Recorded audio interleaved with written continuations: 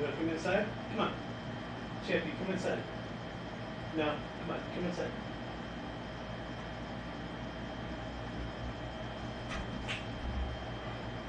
Lay down. Lay down, you big dum-dum.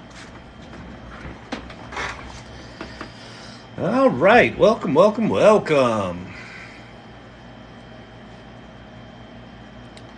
Da, da, da, da, da, da, da.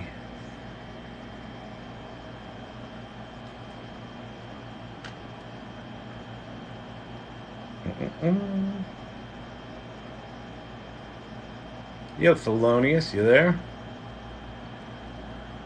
How you doing? What's happening? Oh, wait, hang on. How do I get... Yo, it's shaking. Hello. So I got an appointment for Friday. They're there Thursday and Friday. The last Nice. thing I sent you was a link. I think I still have it on my clipboard. Oh, cool. For the appointment? Yeah, you can find out where they are. They're in different cities. Are they coming to And Denver, did you notice? I can look. I can't look while I'm on here. I'll look when I All right. go Yeah, down if you see it in and I'll Denver, let you know. yeah, just let me know. Because I'll be in New Will York, do. so I'll be able to do it. But if they come to Denver, that'd be nice.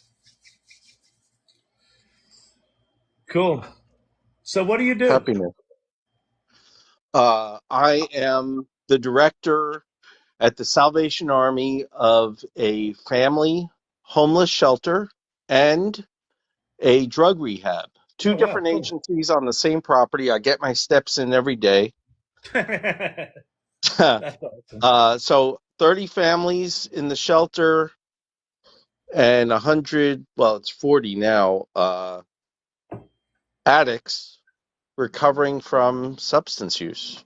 It's good Wow, work. that's so cool. I used to work in technology sales, and Mhm. a couple of years back decided to do something a little more uh, fulfilling. Nice. Also Nice. also in grad school full time for a therapist license. Oh, wow. Oh, that's super cool. Yeah, there's a guy Busy. in the AI salon here in Denver that works for a nonprofit as well and is doing some cool stuff with AI. So that's pretty cool. Yeah, it's really helping in grad school. It's helping with licensing issues at work. And hopefully I can show my mom how to use it. Yeah, that's awesome, man. Don't That's know really how cool. she's going to use it, but Groovy. I really appreciate your live. I try to make it every day. Yeah, I appreciate it, man. And I scuba Cool. dive. Oh, nice. Nice. I guess that's what the picture is. Is that Yeah. underwater somewhere? Nice. That's in the That's cool. Maldives in November. On my site, on my profile, there's a video I took in November of a whale shark. The one thing I wanted to always see. Oh, wow. I bet that was amazing. Those are fucking huge. Brilliant.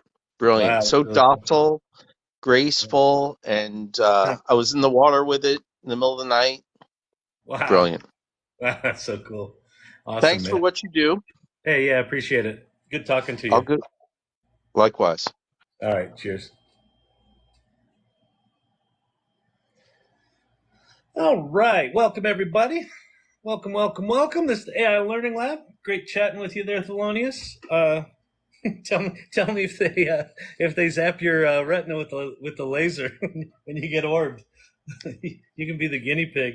Yeah, apparently the world coin, the line for getting the world coin, the world ID, I think they call it in New York City.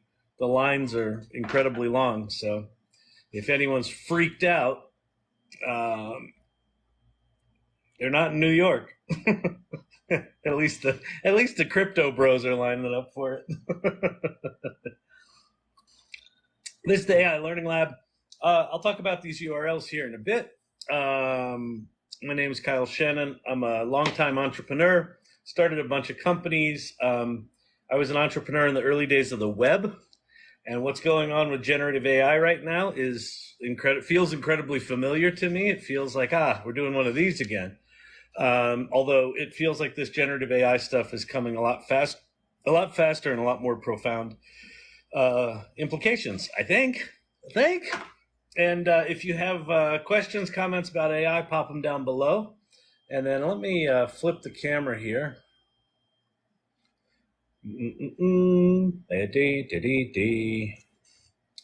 All right. So if you're new to generative AI, if you've not played with ChatGPT, that's a large part of what this channel is about, is like just curious about this stuff, because it's coming whether you want it or not. This list, to give you some context here, there's 7 sites here that are all different flavors of ChatGPT. Competitors, different sites where you can use ChatGPT. This used to be three sites long, and as of a week ago, it was 7 sites long. And Elon Musk's company's not on there, but that'll be there at some point. Apple's not on there. That'll be there at some point. There's probably 2 or 3 others that are not on there that should be on there. Chat.openai.com, that's the official ChatGPT website. If you haven't played with it, go there and start playing with it. Bing is also ChatGPT. That's Microsoft's search engine that has incorporated GPT-4 as their base chat model, and it's connected to the internet, and you can do image analysis, and you can make images with it. Then you've got Claude AI, which is a competitor to ChatGPT that's actually really good. It's got a 100,000 token context window. You've got bard.google.com that was laughably bad just a week ago, and then they swapped out the model with this new multimodal beast called Gemini that seems like it's actually pretty good. And then labs.perplexity.ai, that's Meta's. You can go play with the Meta Llama 2 models there. And then Pi is super conversational, and Poe gives you lots of these things you can play with all in the same interface. So that's all of those things. Then, we don't stop there. we give value all over. So the top 2 sites there are getting started resources. So prompts.chat will teach you how to talk with those large language models. Openart.ai/promptbook will teach you about prompting image generation things. It's written for Stable Diffusion, but it's such good information. You can it really applies to all of these things. Futurepedia.io is a big directory of AI sites. Then you got Midjourney, Adobe Firefly, and Leonardo/Stable Diffusion, which are all really good image generation tools. And then you got some things down below. All right, so pop any questions you have down in the comments below. Do me a favor, share the live if you would, if you're willing to let people know you're a weirdo and you like this AI shit. And we'll get some more people in here. And we're just getting started. What's tonight? Wednesday night, middle of the week, midweek. The other thing, if you're interested in joining a group of like-minded AI adventurers, the AI Salon is something I started back in December. We meet bi-weekly. We meet in person here in Denver, but then have an online component. And our next meeting is next Tuesday. And we have a Discord server where you can play with Midjourney and ask questions and things like that. So feel free to check that out. And storyvine.com, that's my company. I'm the founder and CEO of that. So with that, let's get rolling. Let's get rolling.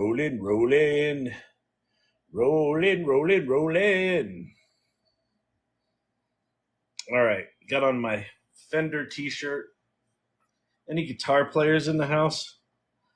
I had electric guitars for a while, and then I realized that the electric guitar is actually a different instrument than the acoustic guitar.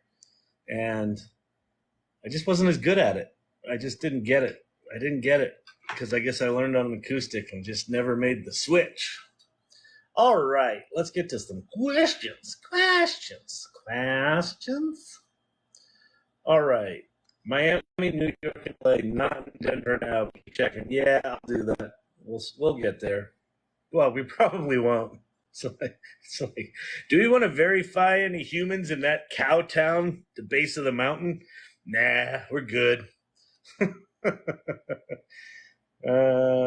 Yep, the World app has got all that stuff. I haven't tried Claude yet, but I heard it's great. Yeah, Heather, the Claude. What's really nice about Claude is Because it's got a 100,000 token context window, you can either put in really large documents, or you can put in multiple documents, or you can just have long conversations with it and it doesn't lose its memory. You know how in ChatGPT you're talking and all of a sudden it's like, do you not remember the beginning of this conversation? And it's like, nope, I don't. I'm a little dum-dum after about 3,000 words. So Claude's much better for that.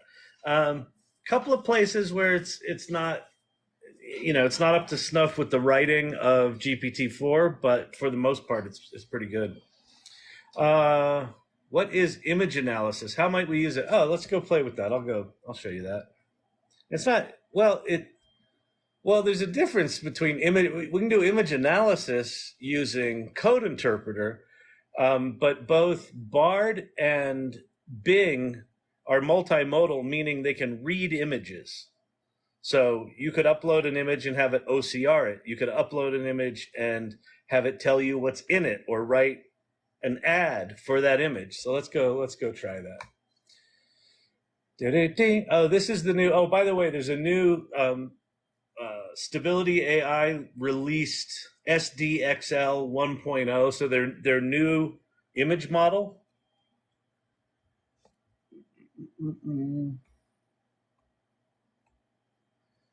So that is an image generated with the new Stable Diffusion image model. It's pretty good.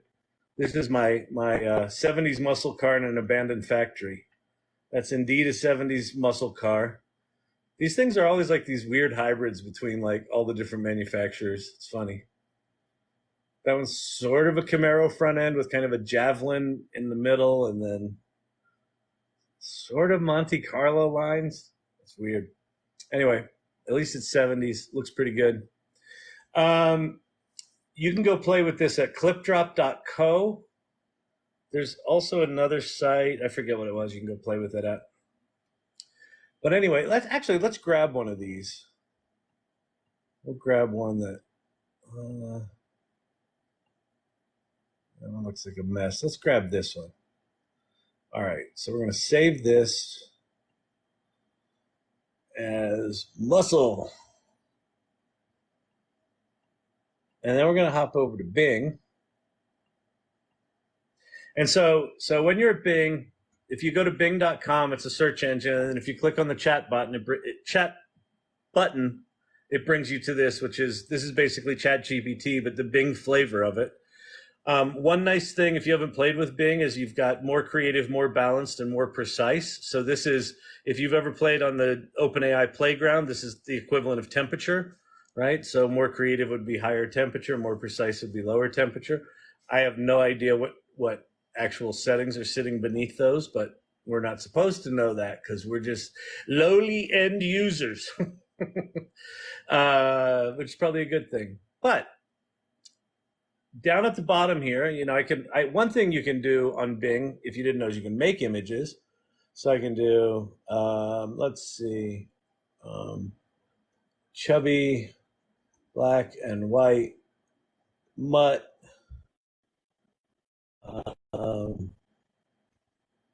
dancing, we'll say cartoon of chubby in, let's say, in Pixar style. All right, and so it's going to go off and make us an image, although because I said Pixar style, it might go, we're not allowed to do that. I don't know, it looks like it's going to do it. One of the things about Bing's ChatGPT is the safety guardrails on it can be really fucking annoying. They're sometimes just a little too big, but there it just generated that image. But now check this out. So I can say add an image. And I can upload from the device, and we'll go grab that green muscle car image I just did, this one. We're going to pop that in there. And now we're going to say, please describe the scene.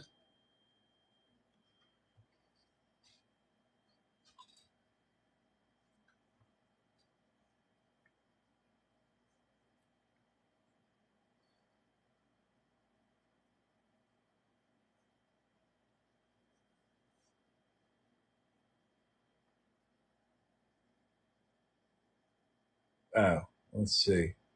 I'm going to do a new topic. It got confused because I asked it to make an image, and then I asked it to describe the image, but it didn't know that I was asking it to describe the uploaded image. Okay, so we'll say, please describe what you see here.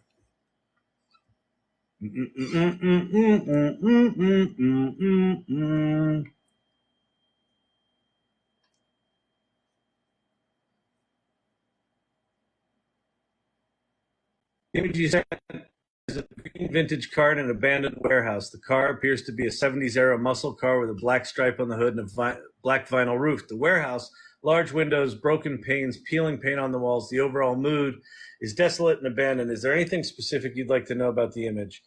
Please write me 5 different advertising copy lines for this image for a car wash and detailing service, period. The ads should be clever, humorous, and memorable. I think, oh, did I not have this in creative mode? I think I'm in balanced mode, but whatever. We're not in creative mode. Actually, it'll be interesting. Maybe we'll flip over to creative mode and see if it's any better. Don't let your car end up like this one. Keep it clean with our car wash and detailing services.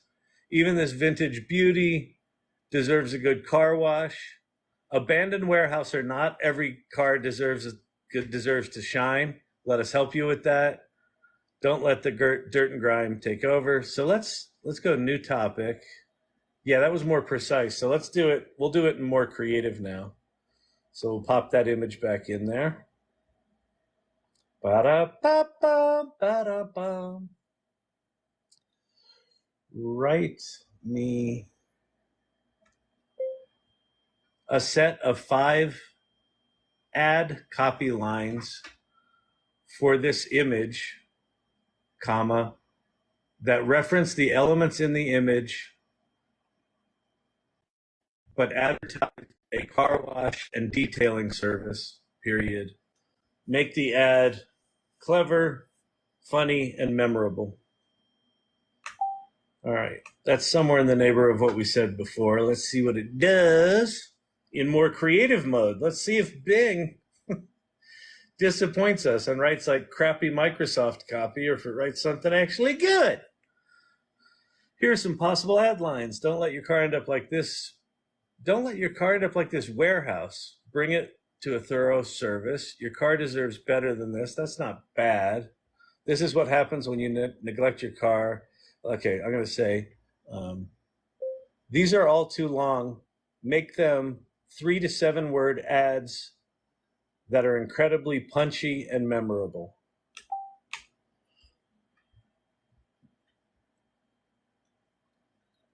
Wash, detail, repeat. Don't be this guy. That's pretty good. Save your car. Call us. Car care. We care. Warehouse bad. Wash good. That's good. Warehouse bad. Wash good.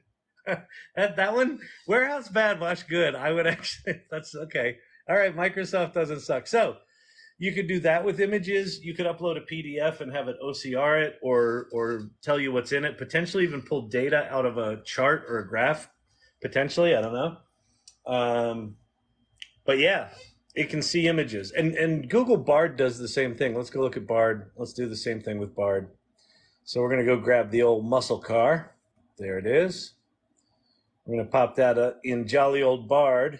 And let me go, I'll just go copy my...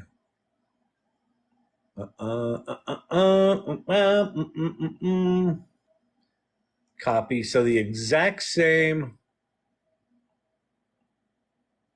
prompt. This is now in Bard. So the first set that it did was those really things. See how Bard does. I was pleasantly surprised with something I did with Bard the other night on a live. Here are 5 ad copies. Our car wash is so good it'll make your car look like it just drove out of an abandoned building. We'll take your car from looking like a relic to looking like a 69. That's actually really interesting. It kind of got the era of the car. There's kind of the cultural reference there. Huh, that's interesting. Our detailing service is so thorough, we'll even find the keys that were lost in the trunk 10 years ago. That's not bad. Don't let your car become a permanent resident of an abandoned building. Our car wash is so good, it'll make you want to start a band name and name it the Abandoned Muscle Cars. That's actually good. Let's do the same thing we did with Bing, where we told it those are too long to give us short ones. Same thing.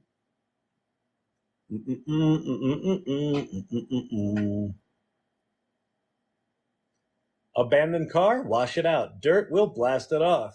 Make your car look like new again. We'll find your keys.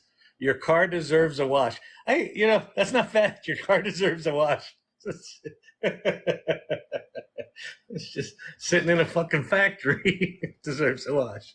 It's a little bit of shame. That's good. I like it. It's shame marketing.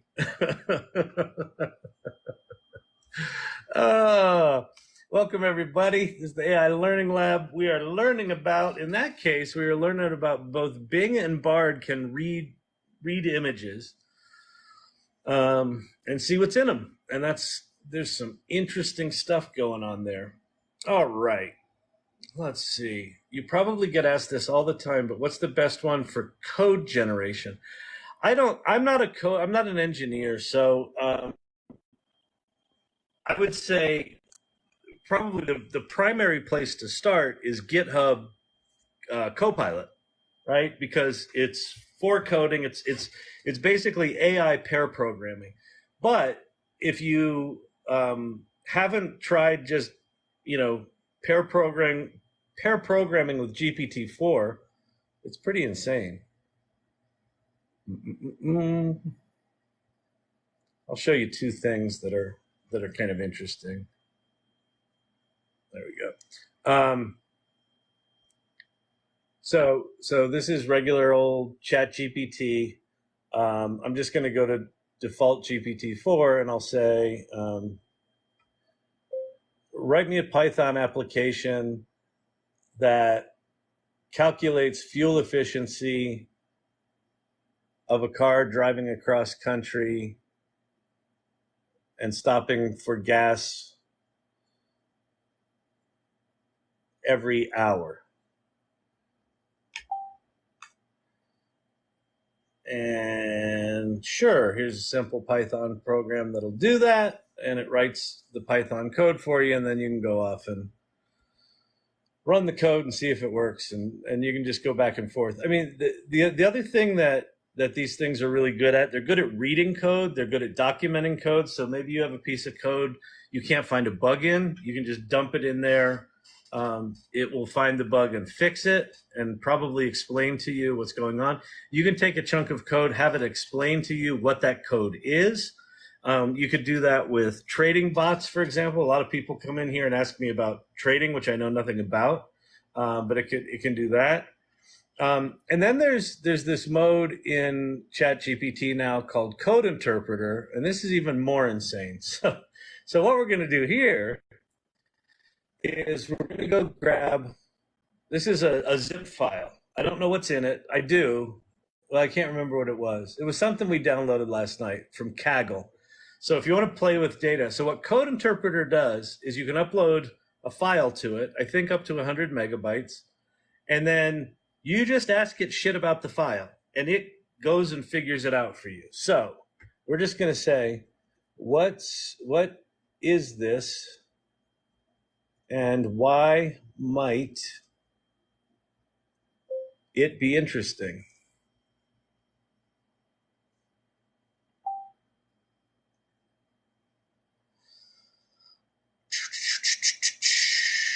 This appears to be a zip file. I would need to unzip it. Do you want me to do that? Yes. You don't need to ask my permission to unzip a zip file. So now it pops up that sort of plugin looking thing. And if we open this, what's it doing?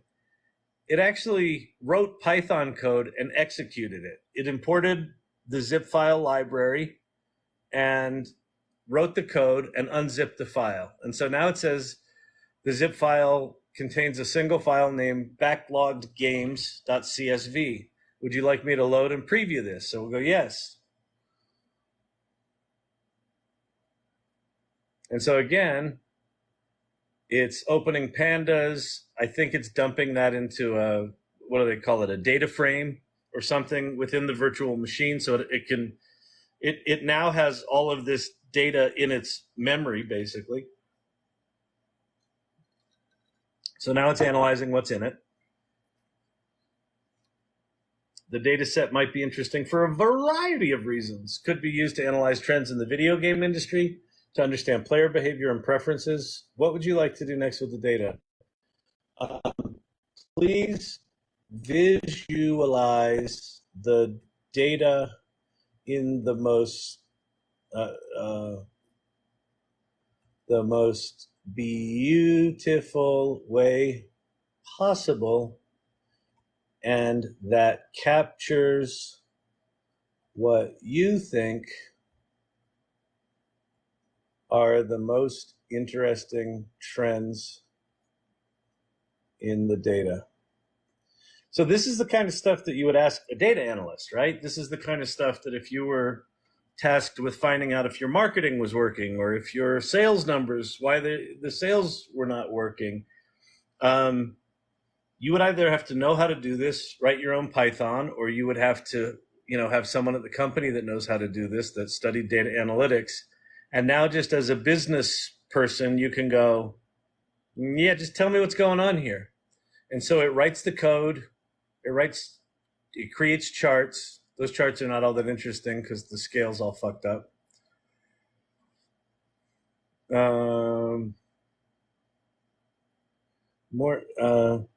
Let's say, please do a more in-depth analysis. So I don't know shit about data analysis. So I'm like a bad one to be demoing this. But if you knew anything at all about it, I mean, even without knowing anything about it, you can see that this is pretty remarkable what's going on here. And so let's start with the first. So now that's an interesting table. A correlation matrix of game attributes. So comparing the different game attributes. Let's see, what else? Now let's visualize the relationship between rating and plays and between rating and reviews. So it's going to create a scatter plot. So there's your scatter plots between ratings and reviews. This is fucking remarkable. Right? This is insanity. It's insanity.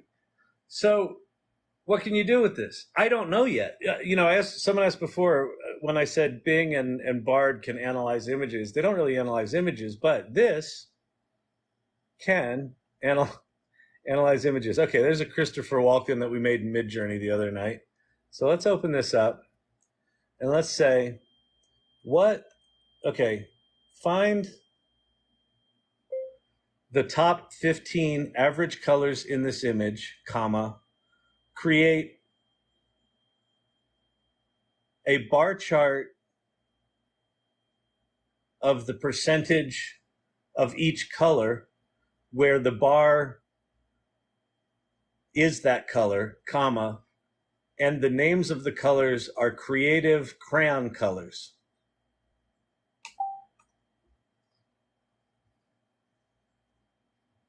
So let's see what this is doing here. So it pulled in a couple of libraries, Web Colors, NumPy. It's doing whatever it needs to do to average the colors using k-means clusters. Clusters equals 15. So I asked for 15 average colors. Let's see, I apologize for the inconvenience, but it appears that Web Colors library is not available in this environment. An alternative, yes. So do you want me to use an alternative approach? So check that out. So it knew what it wanted to do. It knew it wanted to use a particular library, and then within Code Interpreter right now, that library is not available. So it said, I can find another way to do it. So this says, I apologize. It seems like there was an error. Colors hex wasn't defined due to the previous error. Let's correct that by doing k-means clustering again, and then convert RGB to hex, and finally plot the dominant colors. Still not happy with it, so now it's trying again. So it's troubleshooting its own work. It's like, it's just fucking crazy. See if we can get it to actually find the colors.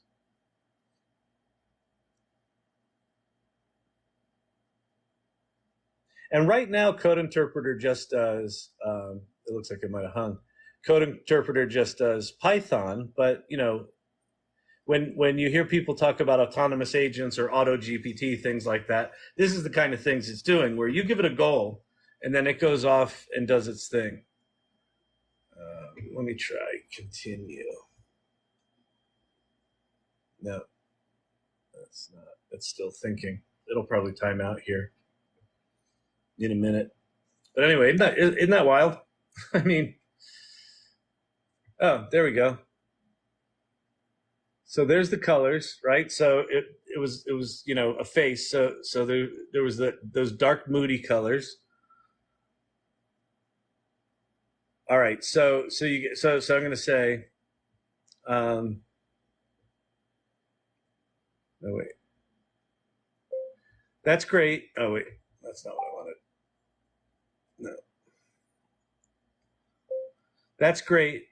You gave me the bar chart, comma, but I also wanted you to rename the colors and create crayon colors that are appropriate for each color, period. And why don't you put it in a pie chart instead? Label each segment of the pie with the new creative color name.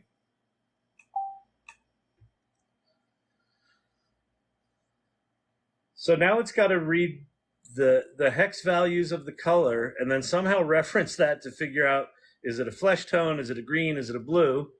Or maybe it knows that just because of where it is. And let's go look at them. So there's our pie chart.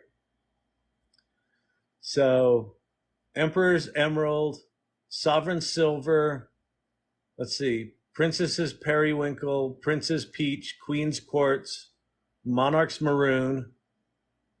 So those seem Majestic Mauve, Regal Rose. Some of these are too dark to see. Noble Navy, Royal Red. So you're taking some of the best of what ChatGPT does. You're taking this idea of autonomous, goal-oriented, you know, problem solving, and you know, please note these names are creative and do not necessarily reflect the exact color they represent. They're intended to be a touch of royalty. So yeah, so that's Code Interpreter. Crazy. It's nuts. All right, you want to see something else fun while we're here? All right. So there's a new feature. So if you've got, in order to see all these fancy new features in ChatGPT, you have to have ChatGPT Plus. Then even if you have it, you may not see them because you have to explicitly turn them on. So you go to your settings, and then there's a beta features section. So you turn on beta features, and then you actually have to enable them. So turn them on. But one of them here is called custom instructions. And if you've ever played on the OpenAI playground, on the ChatGPT playground, you've probably seen system instructions. This is very similar to that. I think it's identical to that. So you've got about you, and then what you want the chatbot to respond with. And so this is one, I'll just turn this back on from last night. This one was pretty funny. Let me read it to you. I'm a master thespian and pompous ass. I have a large vocabulary, and I relish in sounding smarter and more dramatic than people around me. No matter what anyone asks, so this is, how would you like ChatGPT to respond? No matter what anyone asks, start out with a pretentious statement that draws from the plot of a classic Broadway play. Follow up that declarative statement with an article formatted using Markdown, complete with title, subtitles, and bulleted lists, no matter how trivial the question was that was asked. compare the writing of the article to the New Yorker whenever possible. All right. So there's our thing. So now, no matter what I do, whether I do GPT 3.5 or 4 or Code Interpreter, and sometimes this is confusing if you forget to turn it off, I'll go to Code Interpreter to analyze some stuff, and it'll just be the stupid pompous ass actor dude. So I'll just type in here.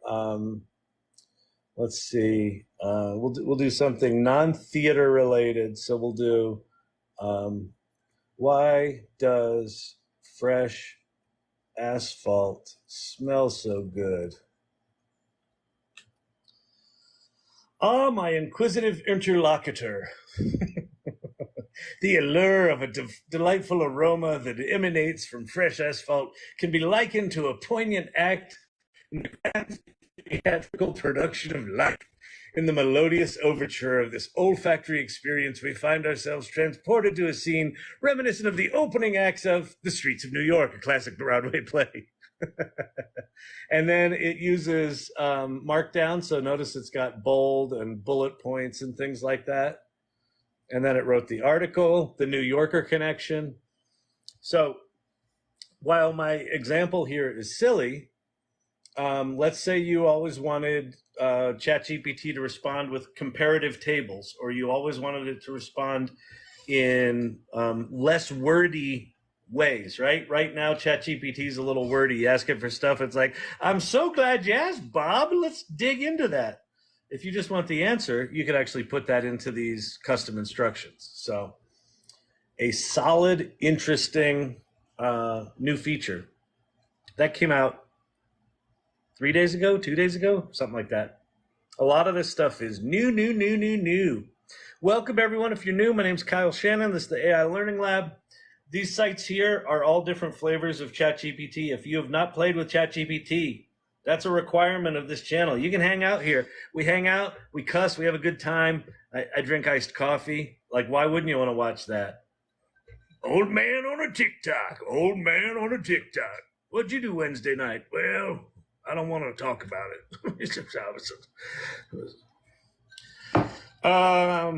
Ask any questions you have below. Here's the deal. I'm 96 messages behind right now. So if I'm not answering your question, it's not because I'm not live, and it's not because I'm ignoring you. It's just because I'm going to answer all the questions, and it takes me a while, and that's the deal. And if you don't like it, then you should go. You should go now. You should leave. What's going on with the hair? Hair's all right tonight. It looks like, speaking of Broadway, it looks like some 50s. What am I in? Greece? All right. Izzy Lux, hola, hello. Is Adobe Firefly a separately buyable product? I actually don't know the answer to that. That's a really good question.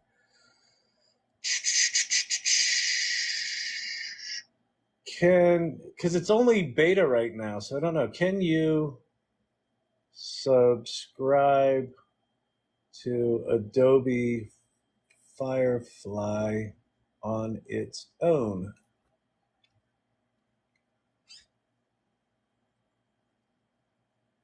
You need to have a Creative Cloud subscription that includes Photoshop. Nope. You cannot. Sorry. That's drag, actually. Hey, Tobias. Shaking. That's a very animated. Wait, what? Oh, wait. Oh, TikTok. TikTok showed me the bottom. I don't like it. TikTok makes me cranky. Ugh. Someone said something about Linktree. Don't ever trust anyone with Linktree. Troy Decker. Kyle for president. Yeah, that'd be good.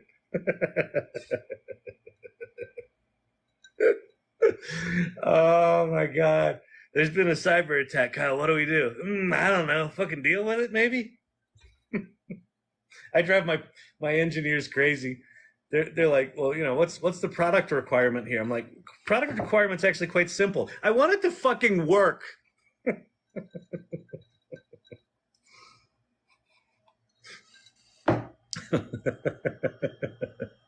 Ah, it's comedy. Yeah, we're gonna do comedy all night. Maybe I'll just talk like this all night. No, that even bugs me. All right, sorry. Jumped me all the way to the bottom. I'm trying to figure out where I was. Oh, here we go. Okay, Tobias. Hey. Oh, you're very animated and funny. Thank you. Welcome to Movie Phone. All right. Where should newbies start? Newbies should start. Well, actually, there. But let me go to one other. Uh-oh. Did I lose my? Yeah, I did. Okay. Newbies should start there. So if you're just brand new, go to chat.openai.com. I'm trying to think if there's any others I want to send you to. There or bing.com. You can go to any of them, but chat.openai.com, that's the official ChatGPT website. They're the ones that started this whole fucking mess, right? AI's been around for decades. People have been slowly inserting it into this. We've been getting our cars to drive with it. And then November 30th, 2022, Sam Altman and team launched ChatGPT, and all this shit hits the fan. So that's that's why this is all insane right now, is because of that. So go there. That's the original, that's the original burger. Get the fries, well done. And then when you're there, since you're brand new to this, go to this thing, prompts.chat. That's a web address. So just point your web browser to prompts.chat, and that's going to take you to a thing called Awesome ChatGPT Prompts or something like that. And the first part of the document is just a description of what these things are and how they work, what these large language models are and how they work. And then the second half, or the second, most of the document, is all these prompts that will tell ChatGPT to act like a certain persona. So act like a screenwriter, act like an accountant, act like a therapist, act like an expert in history, act like whatever it is. And what that document will do is give you a real good sense of how fucking insanely deep these things are. So when you go to them, what you're going to see is just it looks like a Google search bar. But unlike Google, that's just indexed the web, these things have been trained on all of the words on all of the public internet. And it has mathematically distilled them into some sort of friggin' miraculous, what they call vector space. Doesn't really matter. There's basically just pairs of words and meanings. And when you type in your prompt, it answers you directly. And it can code, it can write poems, it can write songs, it can answer questions, it can analyze something you've wrote and pull the outline out of it. It can tell you where you've got grammatical errors. So here's the deal. You owe it to yourself, if you're new to this stuff, to play with these tools long enough for you to have what I call your Kevin McAllister moment. Remember Home Alone? This moment? Just play with them until you have that. And then the fun starts. And then the next thing after that is take something that you know really well and see if it can do that. Like maybe you're a copywriter, or maybe you're a project manager, or maybe you're an account person, or maybe you're a salesperson. Have it analyze someone's LinkedIn profile. Just copy and paste their LinkedIn profile, pop it in there and say, how would you talk to this guy if you were a salesperson? How would you approach them? Thanks, Crypto Joe. I like me some ice cream. I like the soft serve ice cream. Have you ever had the soft serve ice cream? Soft serve's really tasty. The harder ice cream, I like it, but it's too hard, and then all of a sudden it's melting all over me. The soft serve, I can just lick it, and it's just delicious right from the beginning. That's why I like the soft serve.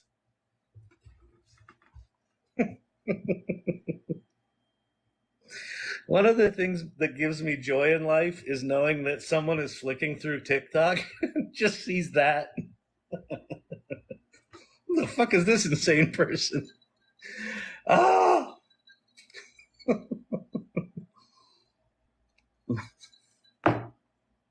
All right.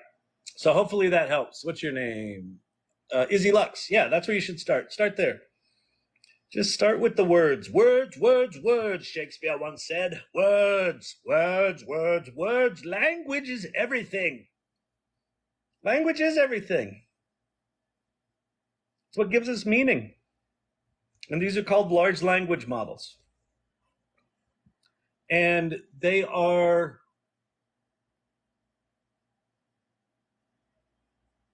they're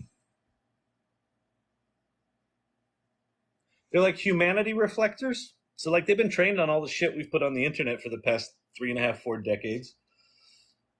And they're ability amplifiers. So if you're good at something, these things can make you really good at it. If you're not good at something, these things can make you good at it. So instead of having to put in your 10,000 hours, the Malcolm Gladwell 10,000 hours thing to get good at a something, with this, maybe you put in 100 hours and you're fucking brilliant at it. So if you have 100x improvement in what you can execute versus what you could do without this tool, that's the kind of power these things are. In San Francisco, a lot of the tech shops that have gone to full, AI assisted pair programming for their engineers, they're seeing 30 to 40% productivity. 30 to 40%. And I bet if they get better at it, it might go up. And as these tools get better, it's going to go up. The other thing about these tools is right now they're kind of off in the AI ghetto, right? We've got our what we do for work over here, and then there's this AI crap over here, and we have AI detectors. We don't want anyone to use AI, and we're going to put AI watermarks in here. And these things are all separate. But they're very, very quickly being integrated into all the tools that we already use. Like for example, right now, I don't know if this is there for everyone, but it showed up for me 3 days ago. When I go to do a new post on LinkedIn, it now says, would you like AI to help with that? And so Microsoft is going to be rolling ChatGPT into all of Office 365. Google's going to be rolling it across all of their suite. Meta has open sourced their large language model Llama 2. They open sourced it with a commercial license this week. So the entire developer community, like all the GitHub and Hugging Face repositories, all the trending things are all Llama 2 projects because it's now commercially licensable, and it wasn't. Llama 1 was only for research. So this stuff's coming, and it's coming fast, and it's deeply, profoundly powerful. So so that's why this channel's here. Like, I want people to get, listen, I don't care if you try this stuff and then you go, I fucking hate it, I'm never going to use it again. Cool. I got total respect for that. Love that.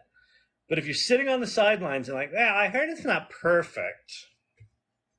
I heard it's stealing from people. You're going to get blindsided by it.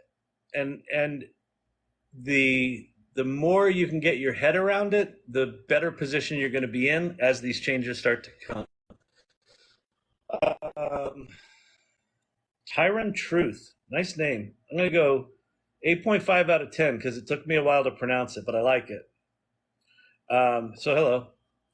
Heather, can any of these LLMs read actual uploaded documents, or does it have to be text? No, they can, I don't know what you mean by uploaded documents. Like documents with images and things in them? I would try. I don't think so. I think right now they're all a little weird. I would say the one that you have the best shot at with that is Code Interpreter with ChatGPT, where it could probably write a Python script where it does some sort of OCR or some sort of image recognition on the images and then pulls out the text. But like Bing and Bard can both see images and they can OCR images, but if you've got a mix of text and images, I don't think they can do that. And then Code Interpreter is mostly like data. Claude can only see data. And Poe, I think Poe can only see data. So I don't know. That's a really good question.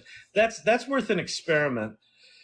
And in fact, Heather, I mean, I think for anyone on the channel right now, I think a really interesting exercise, even if you've been using these things for a while, these things are evolving so quickly. I think a good exercise would be to take 2 or 3 different kinds of quotes. Like maybe you've got a creative writing quote, and then you've got something where you make social media content, and then there's another one where you do, I don't know, project management, something, whatever.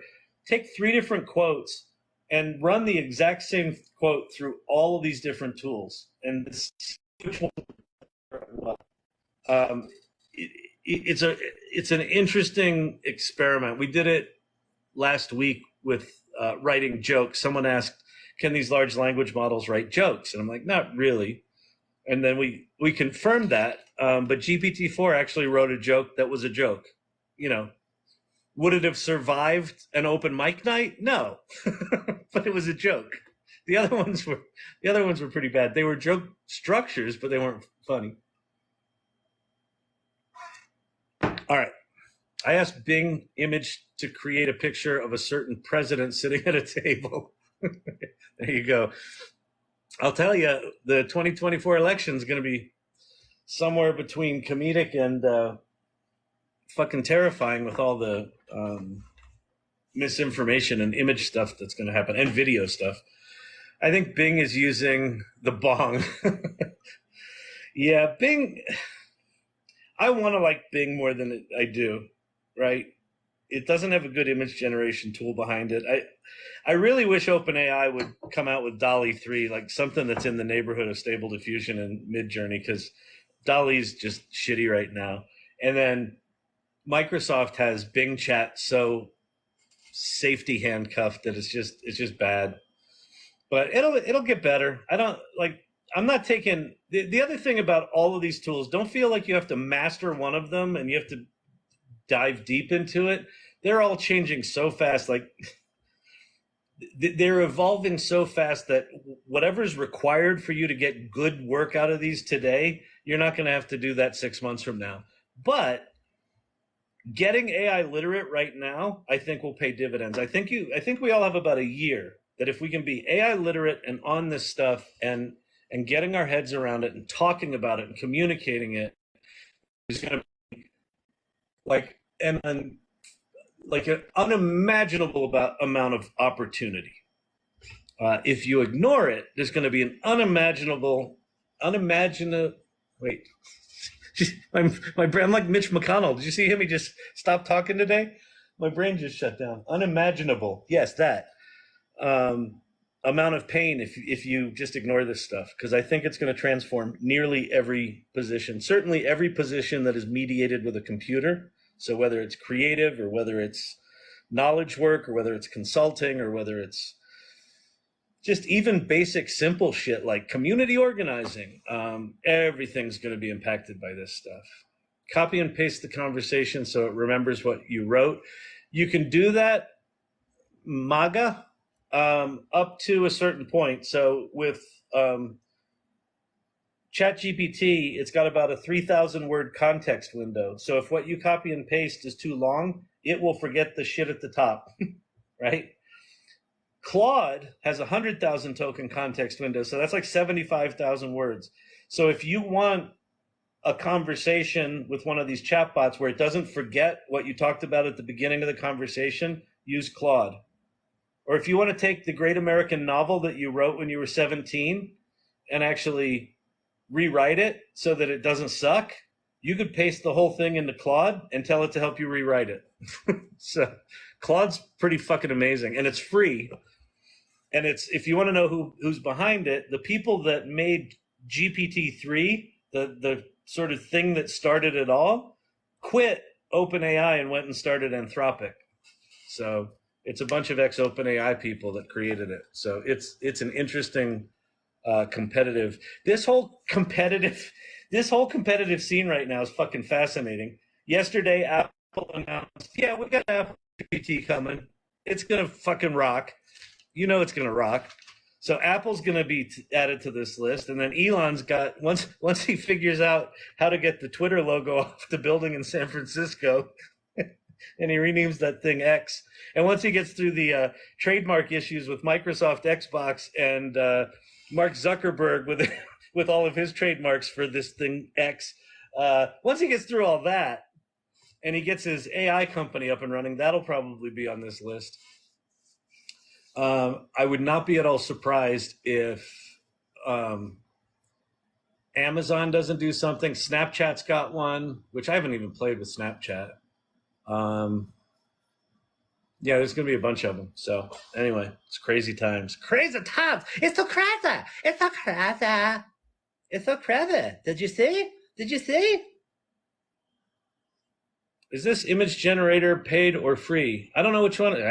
Tick, tick, tick, tick, tick, and a dock, dock, dock, dock.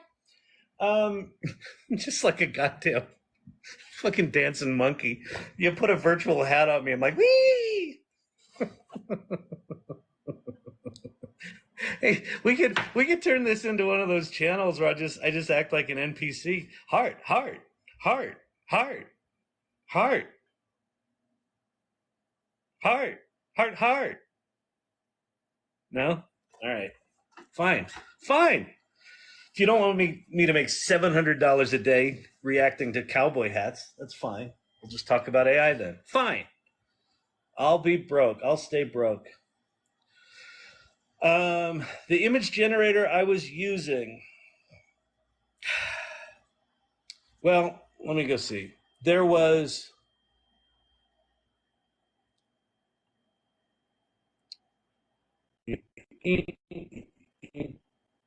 so if you go to clipdrop.co, that's Stable Diffusion, and it's like their showcase of their different things. So I think clipdrop.co is free, and you can use Stable Diffusion XL. The other thing that I was using was Bing's image generation tool. That is free. Leonardo.ai is built on top of Stable Diffusion, and it's not free, but they give you like 150 credits a day, so you can use it some amount of the day for free. Sorry, I don't remember which one I was using. It was too many messages ago. I'm very far behind on the messages. I don't know why you people are still impatient. All right. What was the AI that could generate PowerPoints? Tome.app, Tome.app. But also go to futurepedia.io. And that's just a big old nasty fucking list of like 4,000 AI tools. I would bet, I haven't been there because I can't, it makes my head hurt.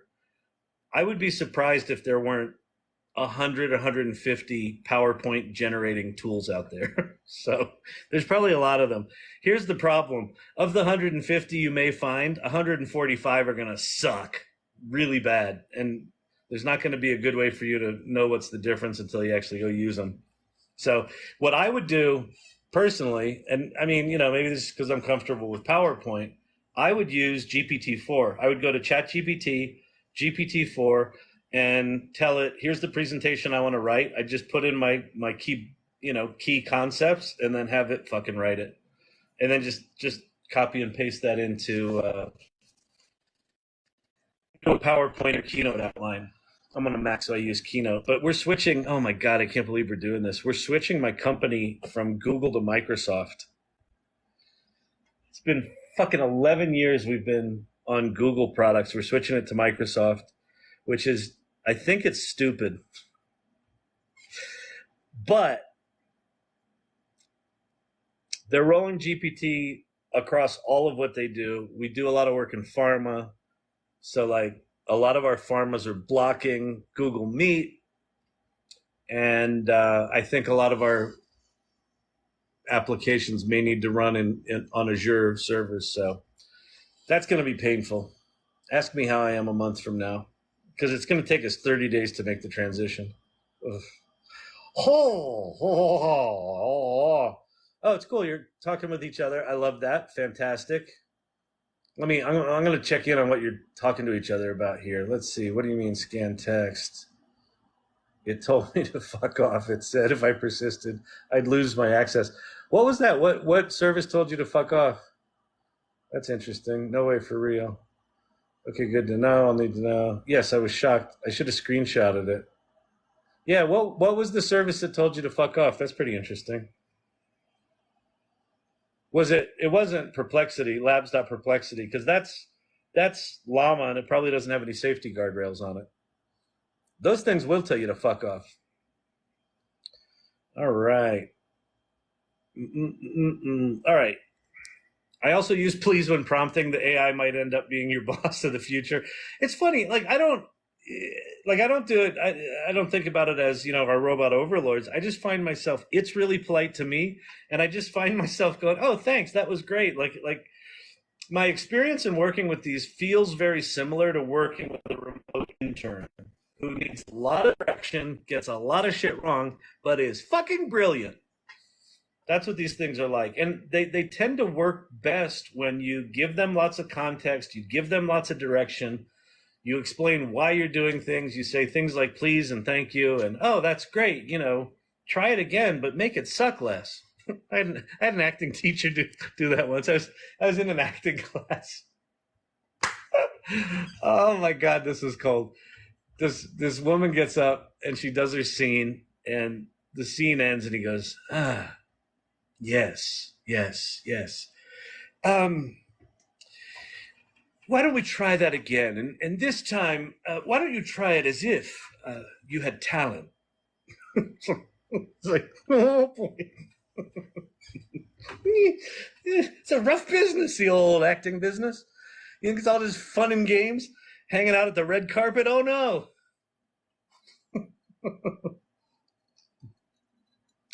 Let's try that again. This time as if you had talent.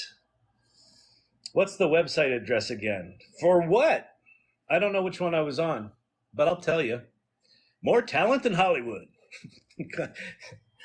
Come here first. Right now. Can't find a SAG actor? I got a TikToker for you. I'm SAG eligible. I did one film. I did New Jack City in the 80s. I still get checks from SAG and AFTRA. Kyle for president. I think that would be a very bad idea. Be entertaining, maybe. I've been comparing Bard versus GPT, and GPT is a far better writer. It is. GPT-4 is amazing. There's nothing close to it. Ask both to write a song and compare. Yeah, no. But listen, Bard was laughably bad for months, and then the new Gemini model that sits underneath is it's also interesting looking at the llama models that you can play with at Perplexity. They're not bad, but they haven't been fine-tuned. Like, one of the reasons ChatGPT is so good is they fine-tuned the shit out of it. So you got your base large language model down here, and then you got all of the sort of, power prompting they've got sitting up in the application layer. And then apparently GPT-4 is like, instead of it being one massive model, they broke it into like 12 experts, and then there's 120 layers. So when you do a prompt, it's doing all sorts of, segmentation of which tool it uses when and which expert it uses when. So there's whatever they're doing with GPT-4 is just of a different beast than what everyone else is doing right now. Hello from Danville, California. What's up, Johnny Bean? What's shaking? Welcome to the AI Learning Lab. This is the lab. You might go, but Kyle, kind of looks like a shitty home office. You'd be right. It's fantastic, Johnny. I need to get out. All right. It's going to be fine. It's going to be good. Crypto Joe. I like Bing the least for code. That doesn't surprise me. Although I hear that Copilot for GitHub's pretty good, right? Because that was specifically tuned to do code, right? So it's ChatGPT, but tuned for coding. Don't trust anyone from Linktree. Don't trust anyone from Linktree. Is that because you went to my thing there and there's a Linktree, or because you went to my salon and there's a Linktree there? I must be evil. He's evil. He doesn't answer questions. It's got a link tree. Don't click on anything. He'll drain your wallet. He'll drain your wallet. Don't do it. For the love of God, don't click on the link tree. Don't click on the link tree. What was the last thing he said? I don't know. He said something about, I'm going to click on the link tree. And I said, no. All right. Glad we could help.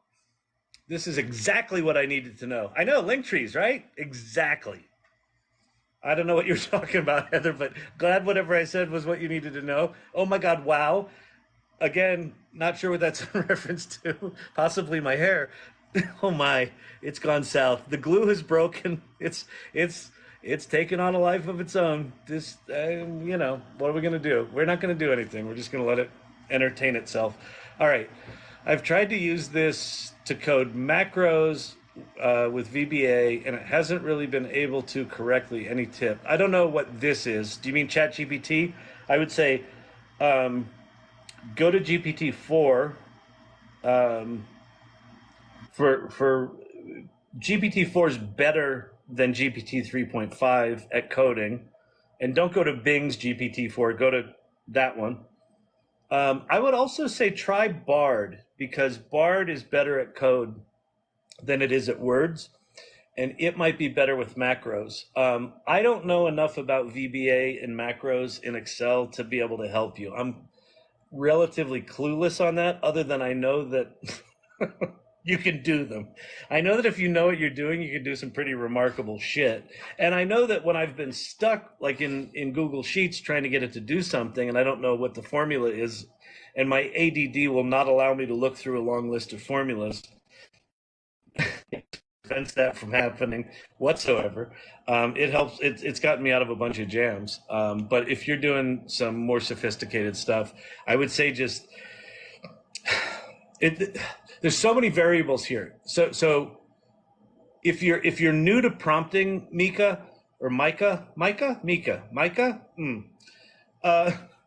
Wyatt,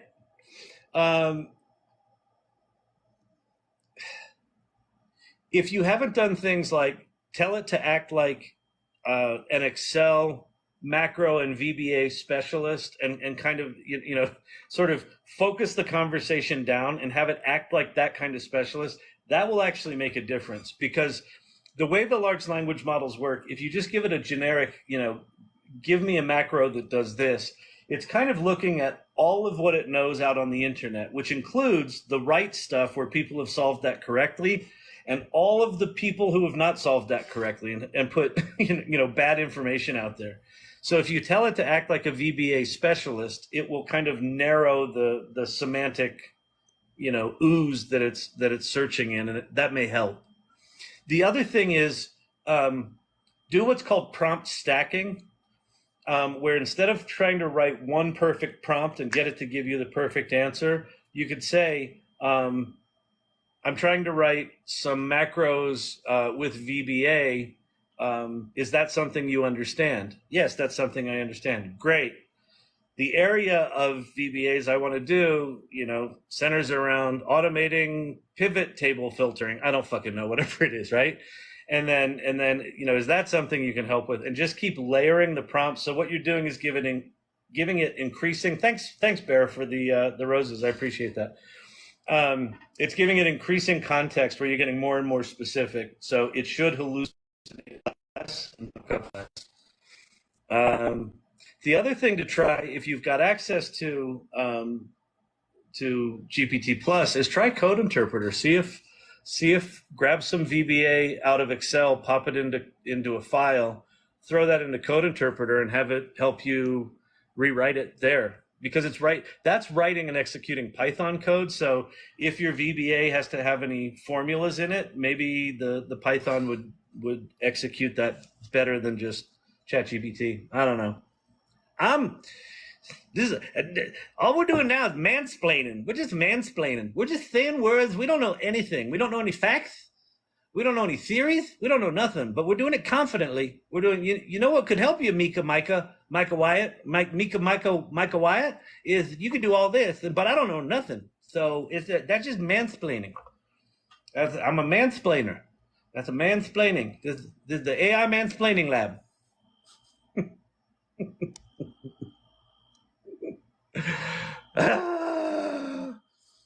I sense that Bart is less emotionally intelligent. Yeah, Chris. You know why? Because it's all engineers over there. Everyone tries to figure out, why is Apple so good? Because they understand the human side of things. It ain't just about the engineering.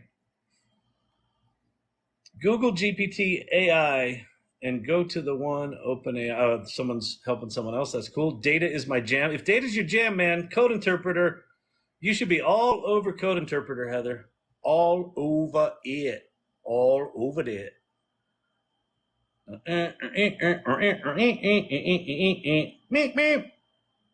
Pixel and Pedal Crafts. Wow. GPT writes children's stories and you can enjoy the stories. There's actually a plugin for ChatGPT called Stories that writes you a children's book and illustrates it. The illustrations, like the prompt work that they did on the illustrations is pretty shitty. Hopefully they'll make it better. But there's a plugin that does that too. It's, yeah, the children's book thing is really cool. Insane. I don't know what I was doing, but I was probably doing Code Interpreter and people are saying it's insane. How fun to be able to generate a new bedtime story. Yeah, personalized bedtime stories. So this is, I just wrote an article on LinkedIn called the dawn of hyper personalization. I think we're entering an era where, you know, your child wants a story for the night. You don't have to make it up. You just generate it and have it starring your kid, and your kid could be a different animal every night, you know. And very, very soon we're going to be able to say, I want to watch Top Gun, but I want Jim Carrey, you know, as the cable guy starring in Top Gun, and it'll just start playing. Like that kind of shit is coming. Like, rather than having Spotify playlists, you can have a Spotify playlist where it's all original music mixed with your favorite music, but the original music is music that is like knows what you like, and every single song is like a hit for you. So that's coming. Is this ChatGPT 4 or a plugin? I think what I was showing was just regular ChatGPT 4, but then I did Code Interpreter. Code Interpreter is a plugin. It's just a really fucking fancy one that's good. You prompt your idea of what is the story about. It starts to write and makes edits along the way. Another thing to play with, if you wanna do the marvel at this thing. Thanks, Groovatalk. Marvel at this thing writing narratives is go find a project called GPT Author. Now, I run it on a Google Colab notebook, so you have to be a little geeky to get it up and running. But once it's up and running, it will write you a novel. You give it your OpenAI key, and you give it your Stable Diffusion key, and then you give it a topic, you give it a writing style, and you give it a number of chapters, and then you just watch it. It writes the outline, and it says, okay, outline complete, writing chapter 1, and then writing chapter 2, writing chapter 3, and just goes through, writes all your chapters. Then it goes to Stable Diffusion and creates cover art for your book based on what it wrote, and then it saves it as an ebook, and you can open it in any ebook reader. There's also a thing called Showrunner AI that you give it a prompt and it will write you, or it will create for you an episode of South Park with voices and animations and music and story. And both of those are kind of crappy right now. Like the book that it writes is kind of crappy, but it kind of just wrote a book for you like in 5 minutes. And, you know, the South Park thing is a similar sort of thing. So don't look at those projects for what they are. Look at them for what they represent, right? This idea of a truly hyper-personalized future. Let's go. Let me show you another one that I think this one is just stupid fun. So this is Blockade Labs. This is called skybox.blockadelabs.com. So here's a cool little 3D scape, right? But we can do, let's see, we can draw a door.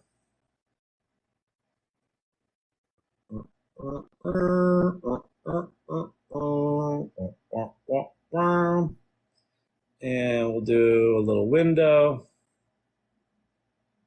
And we'll do a little window. And then we'll do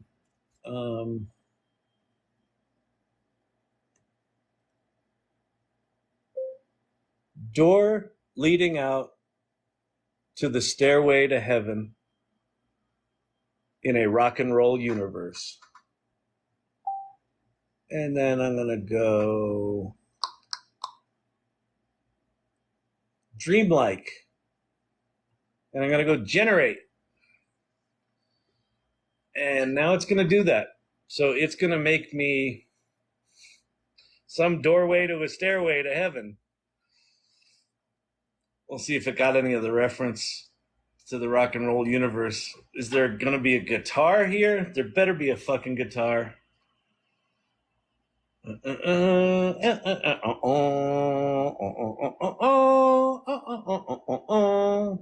we go. There's the door. There is no stairway to heaven. This is a massive disappointment. There's a stairway, not to heaven. Where's the rock and roll here? Oh, what's this? Oh, that's cool.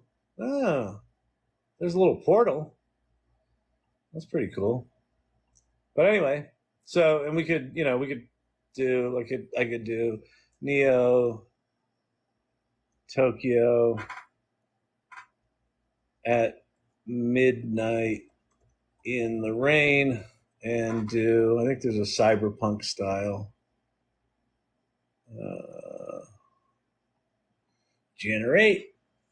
And so now it's going to go do that. So now what this is doing, this is actually kind of a simple thing. You can't really enter this world, but someone has now figured out how you can hack this. So you kind of combine it with Unreal Engine, and there's a way you can take images from this tool, put them in Unreal Engine, drop in 3D objects, and then actually start interacting in the world. So we are not that far from the ability to, that's pretty cool. We're not that far from the ability to say, hey, I want to play this kind of game in this kind of style with this kind of game mechanics and these kind of objects and these kind of weapons and these kind of characters with these three friends, and I want to play it right now. And we'll just start playing it. And the initial versions of these games are going to be like, the real game developers are going to be like, yeah, but it's not AAA. It's not a real game.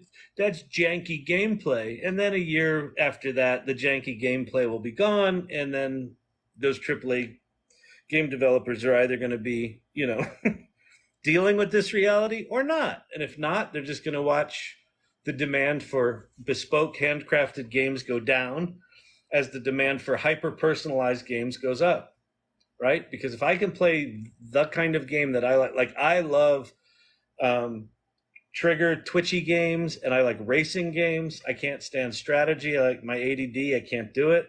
So I got particular things I like, but I like certain styles, but they always have the gameplay that I don't like. Well, what if I could do a style that I like that's normally reserved for, MMOs and shit like that, and get all the adrenaline shit that I need, instead of the strategy stuff. Oh, I can. I will be able to do that, right? And that's crazy. That's just fucking nuts. It's nuts, I tell you. It's just cuckoo. It's just cuckoo. I don't know if anybody really understands. They're all like, oh, this is overhyped. This is overhyped. I have a question for you. What if it's underhyped?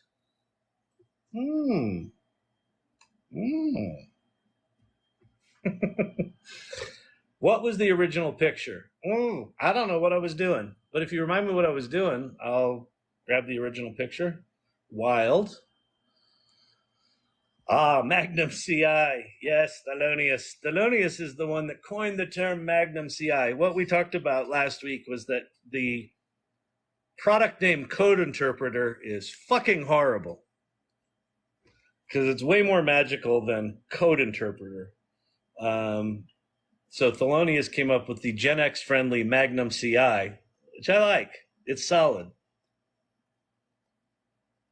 But I don't think they're going to go for that. So we got to rename it. At some point we're going to do that. Dang it, it would have been funny to name the colors with puns of his name. Funny. Hold, please.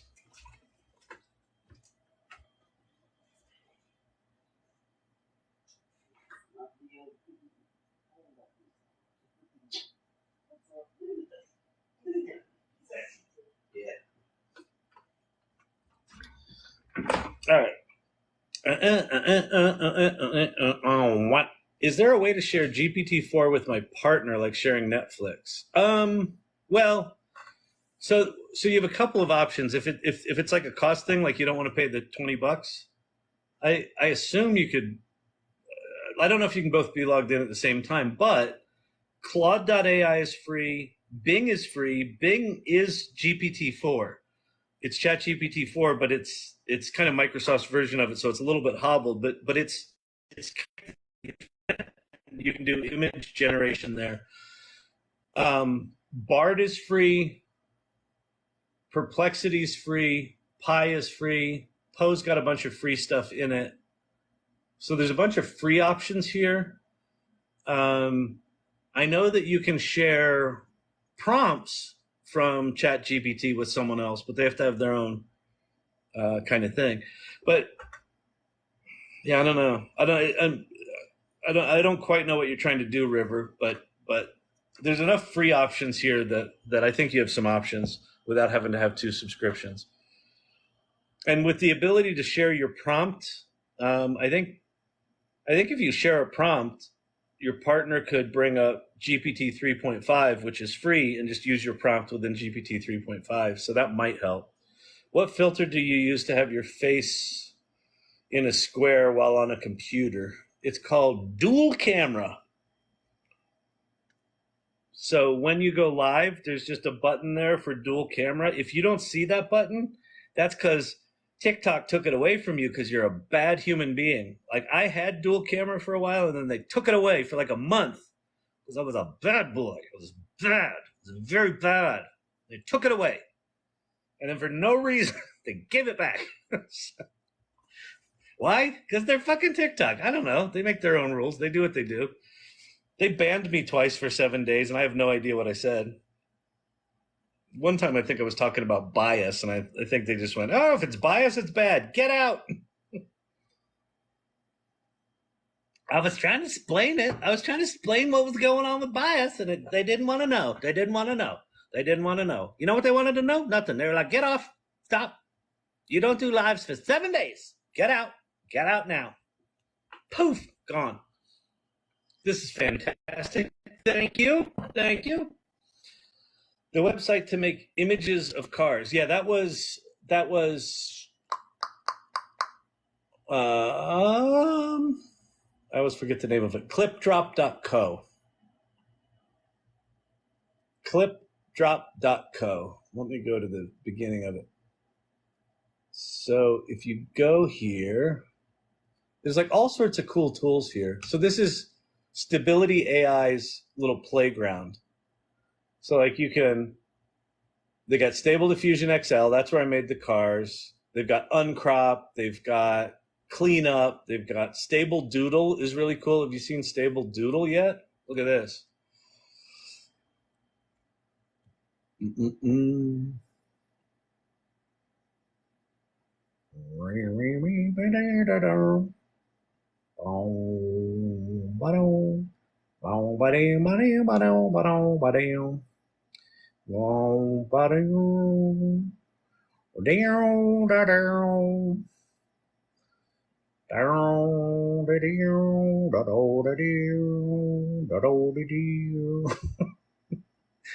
What the hell is he doing? I don't know. He does this every night. Why does he do this? We don't know. Why do you watch him? We don't know. All right, so there's that. And then I can put the prompt. Let's see. Blonde haired, funny old man. Generate. So this site is clipdrop.co. Well, that's actually kind of cool. Those are good. I like that one. I mean, is it me, or is no one else like just fucking gobsmacked daily that we get to play with these tools? I mean, this is fucking insanity. I drew a ridiculous, stupid. Wait, how do I get out of here? How do I get back? Oh, back to grid. I draw this stupid thing. And it turns into that without trying.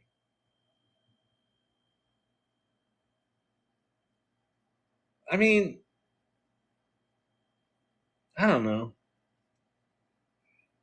When I hear people like, well, it's not perfect, it's got 7 fingers. I'm like, have you ever tried to draw? You fucking idiot. You ever tried to write a screenplay? You know how fucking hard it is? Have you ever tried to outline a screenplay? You know how fucking hard that is?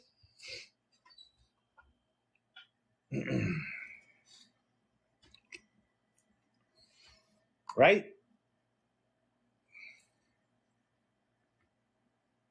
And don't forget, you can make money with ChatGPT. All right.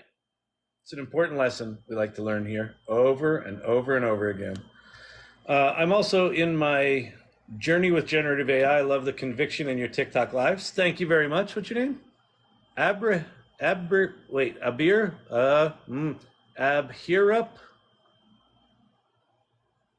Banerjee. Abhirup Banerjee. Cool name. Very hard for my American mouth to get my tongue around, but it's very cool.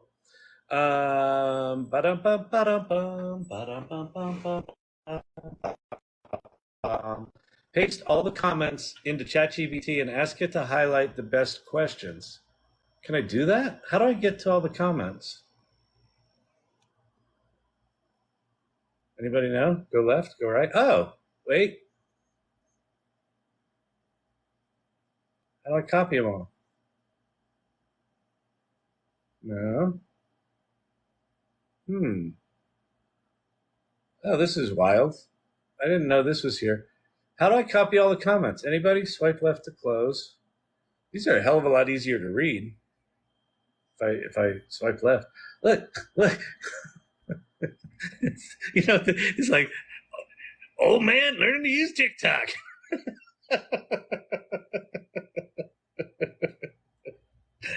He was so cute when he discovered copy and paste.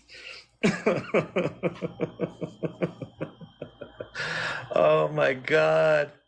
Oh, what am I doing with my life? What am I doing, people? What am I doing with my life? I don't know. We're having fun. We having fun? If we're having fun, then by Jingus. Let's use terms like by Jingus. I don't know how to copy and paste the comments, but that's a really good idea, actually. So if I can figure out how to copy, well, I'll tell you what, there, text, frick 'em. Does TikTok not realize that some people might actually have fun with the hat? They give it to you for a second and a half? Come on. How do I get GPT Boss? You go to gptboss.com. McKinsey's a good dude. I support you supporting him. GPT Boss is a cool project. And by the way, OpenAI's custom instructions kind of fucked him because custom instructions are kind of GPT Boss. But now he created custom instructions. Oh, I lost my place. Sorry, I lost my place in the comments. When I tried to figure out how to copy questions, I completely lost my place in the questions. So we'll get back to it. We'll get there eventually. It's going to be so good. It's going to be so good. It's going to be so worth the wait. What'd you do Wednesday night? I don't know. I think I watched some old guy try to learn how to use TikTok. That sounds awful. Yeah. What are you doing tonight? I think I'm going to watch the same guy. What's going on with you? I don't know. All right. I'm still lost in my questions. I'm just making fun of myself at this point. All right. Magnum CI, we're back to that. The website, make the images of the cars, we're back to that. Uh-oh. You're so funny. Oh, my God. Yeah, but looks aren't everything. Is the sound randomly static for anyone else? Dr. J, I think that's probably me. Every time I switch cameras, I think it fucks up the stream. And I switch the cameras a lot because, you know, I'm touched. I'm a survival crafting gamer. Okay, awesome. 10 out of 10. Text to personalized game would be a dream come true. I'm telling you, man. I used to joke with my kids because I just could not for the life of me figure out why they played these strategy games. And so I said, hey, I got an idea. I came up with an idea. It's called an RT Triple G. It's a real-time grass growing game. And you plant seeds and then you watch it grow in real time. It's like that's the games they play. Like that's the level of excitement they have for me. RT Triple G, baby. Gonna be a new genre. I think watching this channel is probably like playing an RT Triple G. What's VBA? Visual Basic something. It's basically the code that you program into Excel to make it do fancy shit. It might not be Visual Basic. It's probably not Visual Basic. Virtual Basic. I don't know. It's something to do with Excel. What? You have ADD? I never would have guessed. That okay. Solid troll. Solid troll. It's kind of funny, kind of mean, kind of a compliment. Not sure if it's a real put down or like. That's my favorite kind of troll. The one where you can't quite figure out if you just got slapped in the face or not. That's solid. It's solid. It's good. Stressful week. It's actually been a good week. A lot of this, one of the things I talk about in here a lot is go learn to use this shit. It's why I'm a fucking walking billboard for OpenAI. And I'm not getting paid from them, by the way. But one of the reasons I talk about it is I actually think it's really important. I think good things will come of it. I've had a very good week this week because I've been talking about this shit. Not just on this channel, but just in general. I've been talking about it on LinkedIn. I've been putting myself out there. I got the salon. And people are starting to reach out to me, and it's leading to real opportunities for my business. So it's been a good week because the business environment right now is just fucking weird. Anyone else experiencing this? Like I just call it bad corporate behavior. No one's returning fucking emails. They don't pick up their phones. They don't show up to meetings. If they don't show up to meetings, they don't really apologize for it. They're like, oh yeah, let's do something. And then 3 months later, you're still trying to chase them down. Like I've never seen it like this. In 11 years of my business, we've never had collections issues until this last year. And it's not just small companies, right? Oh, they're struggling. No. This big pharma companies just not paying their fucking bills. Like, what is going on? Bitter? You betcha. That's some Gen X sass. He started out kind of calm and dim, and then he just got raging for a while. I don't know what was going on. By the way, I'm trying to find my place in the questions again. This is what I do now. And some of you might be thinking, Kyle, why don't you just skip some questions? I'm like, I don't know. Have you ever been in my head? No. I'm codependent, okay? I want to answer everyone's questions. I want you all to be happy.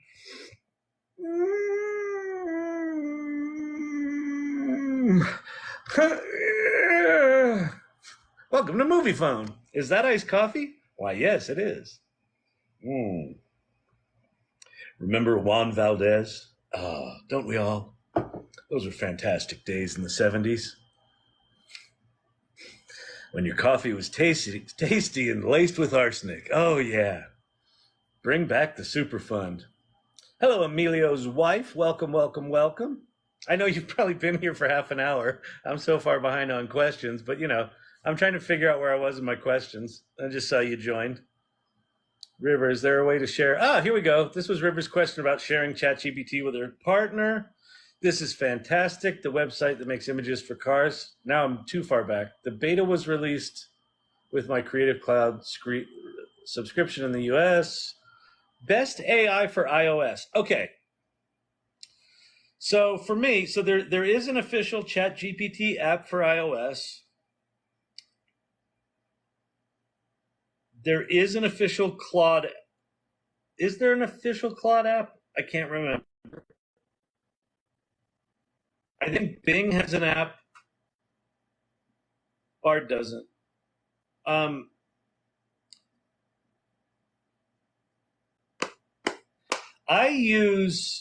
just use Google Chrome or Safari with the ChatGPT website. I don't use the ChatGPT app because it's hobbled. It's not as good. And the site is so simple that it works as a website. So I would say the best one is that. But the one that I think is most interesting right now, I wouldn't say it's the best, but the one that's most interesting is Pi, the Pi app, Pi.ai, or just the PI app on iOS. It's just like ChatGPT, but it's way more conversational, and it's got a mode where you just sort of flip it into phone mode, and then you just talk to it and it talks back. There's 6 voices you can choose from. And like what I've been doing is I pop it in my car, I put it on Bluetooth, and I just start having a conversation with all of the history of the internet, you know, and it's connected to the internet. So you can ask it, like you could be driving to a place and say, you could be driving to the mall and say, hey, what movies are playing at the mall? And it'll tell you. And then you can say, what are the reviews like for that one? Oh, here's what's going on with the reviews for that one. It's really interesting. And it like, for me, Pi kind of gives me a glimpse into what's coming. So if you imagine Pi without the delay, with a less annoying robotic voice and with an animated, you know, either version of you or stylized you or your dog or whatever, where you just have this persistent assistant. Ooh, someone trademarked that, the persistent assistant. Huh? We're doing nothing but printing money in this channel.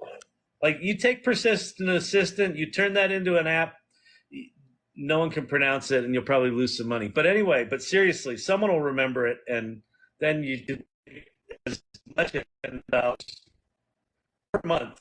This is MRR, recurring revenue, up to $10 per month with persistent assistant. You're welcome. You heard it here first. Thank you. Thank you. Thank you all. Bob, good to see you.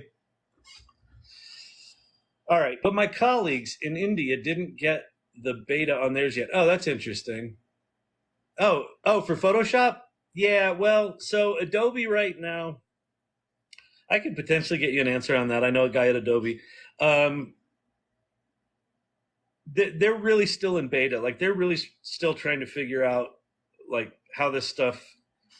They're in a weird position, as is Google, right? How do you take something that in a lot of ways is a direct competitor to your existing product? In Google's case, this stuff is a direct competitor. In Adobe's case, it's tangential.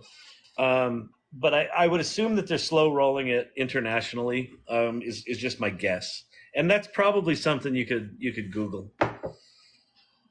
So yeah, I don't have a clear answer for you on that one, Heather. Sorry about that. Hey, it's Mr. Shannon. Jeff, will AI replace software developers? Yes, because I'm a CS student and I'm worried about my future. Okay, so Jeff, here's the deal. Yes, they will, and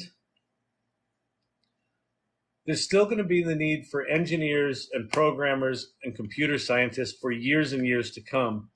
But what you do and how you do it is likely going to shift dramatically. So if what you're spending your time doing right now is like learning Python or learning C# or learning Swift or whatever it is, whatever framework, React, Node.js, whatever the fuck you're learning, and you're thinking like, okay, I'm going to learn to code and I'm going to that shit's going away. Now, what stays? Well, critical thinking, product design, understanding code logic, how things go together, understanding things like the operation side of things, like all of these tools are cool, but if I want to do this within a large organization, how do we do stuff that's this cool but is also safe and private and has correct permissions, right? So the operations of AI is going to be critical. Learning automation, whether you do it with code or not, learning things like LangChain, where you can train these AI on your own data or on company data, learning things like AutoGPT and Baby AGI, autonomous agents, playing around with code interpreter. If you're not right now pair programming with GitHub's Copilot, you should be, right? Because if you're a competent programmer getting out of school, you're going to have some level of value. If you're a competent programmer that's AI literate getting out of school, like your value goes like this. So keep learning what you're learning, but layer on this stuff. And if I were you, like if I had the chops and the brain to be able to do more engineering stuff, like I would be joining open source projects. I'd be participating in LangChain. I'd be participating in the autonomous agent things. I'd be go check out Mark Shapiro. Is it Mark Shapiro? Yeah, I think it's Mark Shapiro on YouTube, who talks about AGI. He's written 5 books on it. He's got 3 or 4 open source projects for that. So I would just fucking go all in, learn everything you can, be the most AI literate, and then learn whatever the fuck they're teaching you at college. And quite frankly, the deeper you dig into this, you may end up disrupting yourself. So rather than saying, hey, I just learned all this shit and, they don't need it now, you might figure out, oh, I might start a company doing something because I'm really excited about this new shit. I would lean in heavy with this stuff if I were you. Because I think there's going to be massive demand, but not if you ignore that stuff. What's going on, Champy? You got pee? What are you doing? Oh, he does. Hang on. You gonna go out? You wanna go to mom?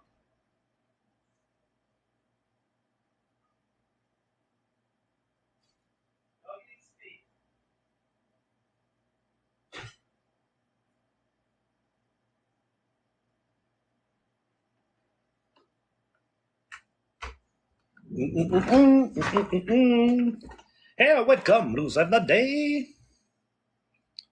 Come on, computer. Come back. Come back, come back, come back. Is that iced coffee? Why, yes, it is. Movie phone. Yes, cool stuff.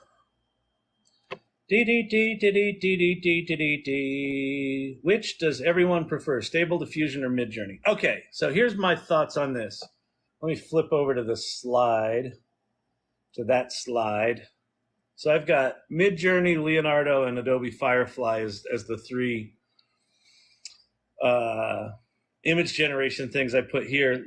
The only reason I put Leonardo there instead of Stable Diffusion is it's just a web front end in front of Stable Diffusion. For pure image amazingness, Midjourney is the winner in my opinion. But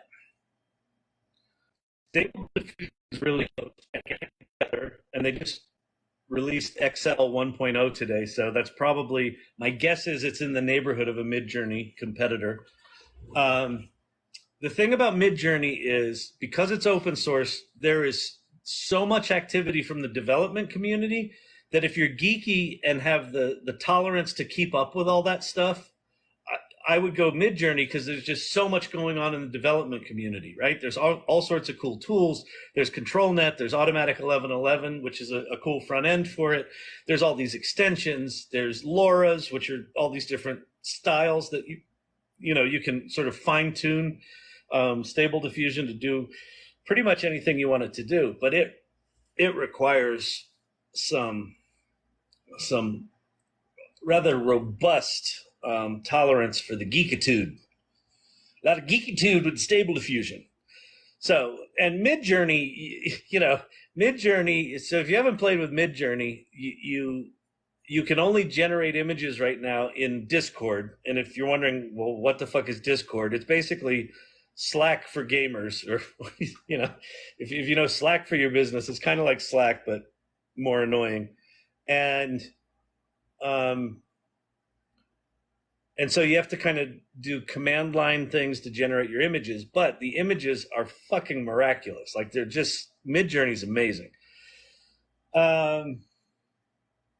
So I think right now it's just like different strokes for different folks.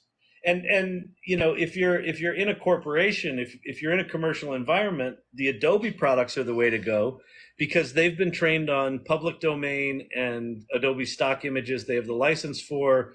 They're going to be more artist friendly, where they're going to allow artists to opt out of being trained, opt into being trained, attribution models, compensation models. Do it right. So if you're in a corporate environment, I would say the Adobe products. And then if you're just out in the world and want to make purty pictures, then you know, for me it's Midjourney, because Midjourney is just prettier, and I like the pretty. You know, I like the pretty. I like pretty. I don't mind the geeky, but I like the pretty. And you know, they're close enough now that I would definitely. I am definitely paying attention to Stable Diffusion because I think it's a really interesting company. They're open sourcing all of their tech. Their CEO is an interesting dude. I forget his name, but he's super optimistic. Like, he makes me look like a pessimist. He's just like in a year you'll be, you know, describing the movie and then watching it. You know, it's like, it's probably not coming that quick, dude. But what they're doing is really interesting. Interesting. If I have thousands of hours of live stream video, is there a way to feed an AI model that data? Maybe. I don't. What do you want to do with it? Do you want to take the transcriptions and find interesting bits of it? Like, I would think that would be expensive, but if you've got it on a platform, is it on Twitch or is it on, like, where did you live stream it? And is it on a platform that's already done the transcription for you? Because if you've got transcriptions from all that, then you can just run that through some of these tools. You could maybe even make an automation on Zapier or something like that to just, you know, point to you, pop a URL in there, have it take that transcript and generate a whole bunch of things from it. I built one of those today for my business.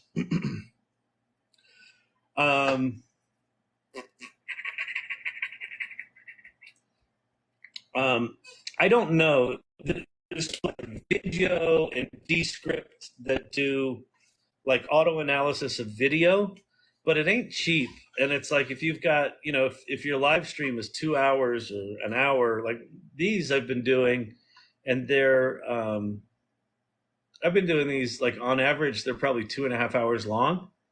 And so there's some shit in here that's worth replaying, but it's like I don't necessarily want to spend a ton of money going to find it all. So I don't know. TikTok does a thing where they try to identify some clips, but they're all over the place, and they don't let you. There's not an easy way to go in there and mess with them. If someone knows how to do that, let me know, because I don't. I'm just like old man with TikTok. I'm like, here's 3 clips. Can I do anything with these? Doesn't look like it. But maybe there's some magical fucking pixel I got to click that goes into the actual editor. I don't know. Can you have it predict the lottery numbers? Well, you could certainly have it pick them.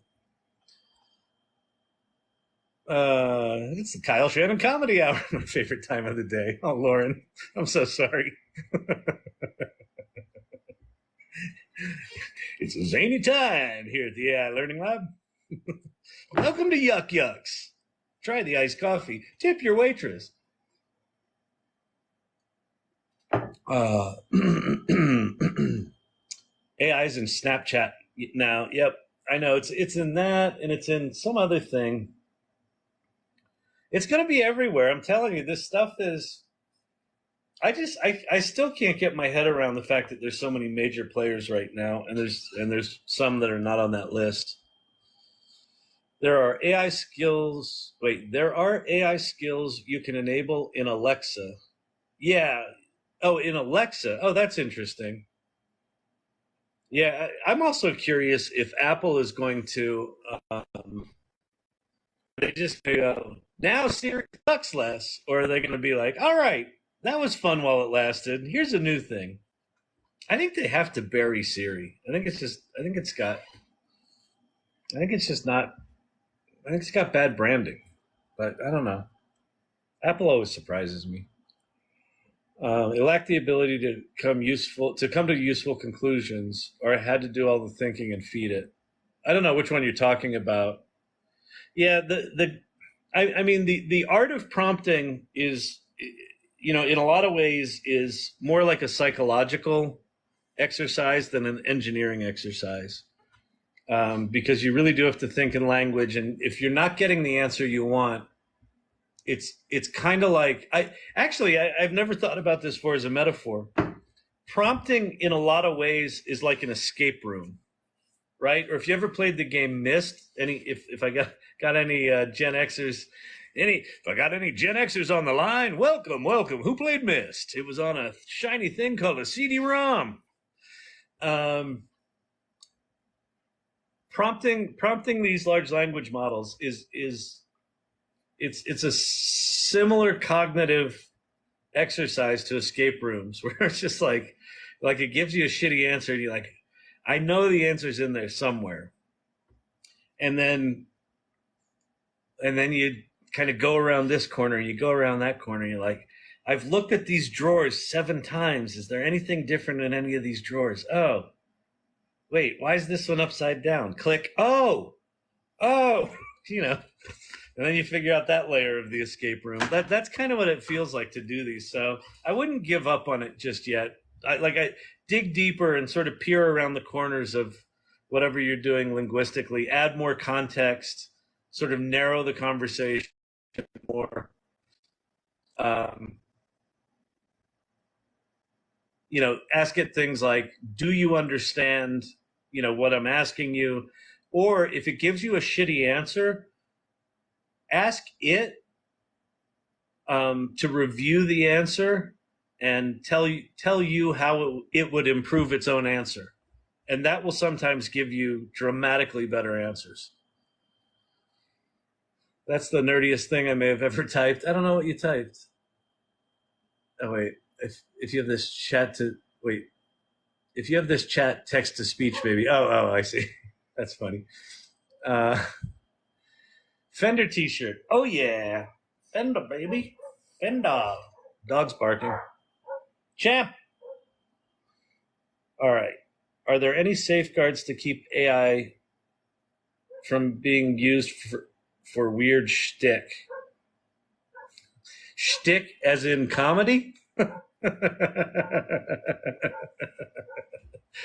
Oh, there are safety guardrails on all of them except that one.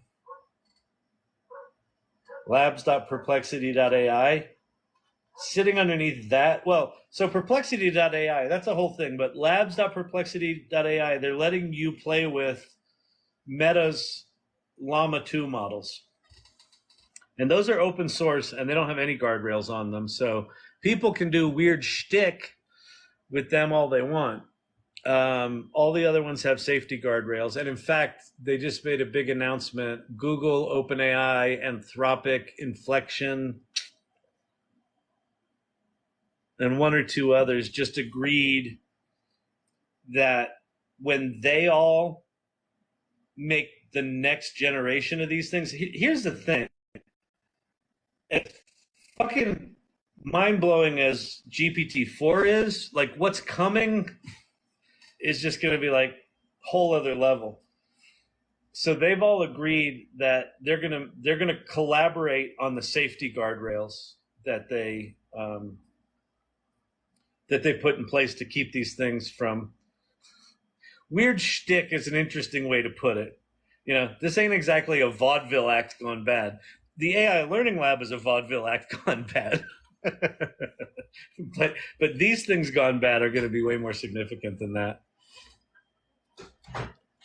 Dog's back. All right, Kyle, would you give us daily homework assignments? Would you create 5 project teams, maybe 10? Possible. I don't know. I mean, I did a thing on my on the TikTok channel called the 2023 Smart Challenge. And the 2023 Smart Challenge was, this shit's coming, whether you want it to or not. And so the challenge was this. There were three components to the challenge. The first component was do 2 projects using a large language model, so ChatGPT or one of these. And one of those projects should be a personal project, and the other one should be for someone else. So personal project could be create a meal plan, create an exercise routine, start the great American novel you've been procrastinating for 27 years. I don't know, teach yourself Raspberry Pi. It doesn't fucking matter. Use these things to do a personal project. Come up with something for yourself and use these things to do it. And the second half of that first thing is do that for someone else. So for your business, for your family, for a community group, maybe your community center, I don't know, needs to come up with ideas for programming for the next year. And everyone's uninspired and burned out, and it's been 100 degrees for 2 weeks straight, and no one's into it. Go into the community group, say, hey, I'm teaching myself AI. Would you mind if I came up with programs using AI for the group? And they'll be like, no, okay, whatever. I hear AI is evil. Yeah, I know, but it's an experiment. Do you mind if I experiment and do something for them? In doing that thing for yourself and for someone else, you will learn more about what these things can do than any amount of books or prompt lessons or any of that stuff. If you come at this stuff from the outside, like start with the technology, I've got to learn prompt engineering. It's really foreboding and like complicated, and it's hard to see what's possible. But the minute you go, oh, they need to come up with interesting activities for 6 different age groups, let me go try that. Could you do that? Oh, shit. I don't know if I could do that. Could you organize that in a table? Sure. Oh, damn. Hour later, you walk back in with a plan for 2024 activities for your community group. So that does a couple of things. You'll learn how to use these better. You'll learn what's possible. You'll help someone else. And then if you do it even remotely well, they're going to be like, how did you do that so fast? Well, let me show you. And then you have your own little mini version of what I'm doing here. So that's task 1 of the 2023 Smart Challenge. 2 projects, 1 personal, 1 for someone else. Yeah, I like it. Welcome, Barbie. The second one was make 10 images using an image generation tool. Like Bing, you could make images on Bing. Or you could do Midjourney if you want to learn how to use Discord. Or you could do Adobe Firefly if you've got a Photoshop or Generative Fill. Or you could do Leonardo. Make 10 images. Why? Because until you've had the experience where you type in words and it fucking miraculously generates something that you didn't think it could possibly know, and it does it well, you haven't quite experienced what these things make possible, right? Because with the words, you're kind of like, well, I've been using Google for 30 years and 20 years, and I know, like, these things are just like Google but fancier. But when you make images where the thing that comes back is just in a whole other class of anything you could have imagined was possible, just replace image generation with every other media type. Music, film, programming, architecture, interior design, product design, like anything is coming. So the second half of it is to just get you in touch with the multimodal thing, right? There's words and then there's the rest of the shit we deal with in life. These things are going to be remarkable and transformative in all of that. So that's the second thing of the 2023 Smart Challenge. The third component of the 2023 Smart Challenge is fucking tell people about it. Tell people what you're learning. Be generous. Don't be stingy. Like if you're like, well, I'm not technical and I'm not really good at this, doesn't fucking matter. You have friends over for dinner? So I was, anyone checked out that ChatGPT thing yet? Oh, I heard that's stupid. Oh, no, I don't think it's stupid. Here's what I did with it. Oh, that's kind of cool. Have that conversation. Talk about it at work. Talk about it with your friends. Why? Because it's a cult? No, because this shit's coming. And like once you have your Kevin McAllister moment, once you have this, you'll get it. You'll get that the possibilities here, the opportunity here is fucking massive, but not if you're on the sidelines. And so talk to people about it. Because what's going to happen is one of those people at some point down the line is going to go, I need to figure this out for my business. Oh, Sally was talking about that at dinner the other night. Sally, that AI stuff you were talking about, can you come teach me about that? Boom, there's a job. Or a project, or some interesting new thing in your life. So that would be the assignment that I think I would give. I would just go back to that thing. I think I launched that in January. 2 projects, 1 personal, 1 for other people, 10 images, and talk about it. I'm surprised $30 extra from Microsoft. I'm not, because this stuff's expensive, and it's a business audience, and it's a captive business audience. So they're going to say, well, the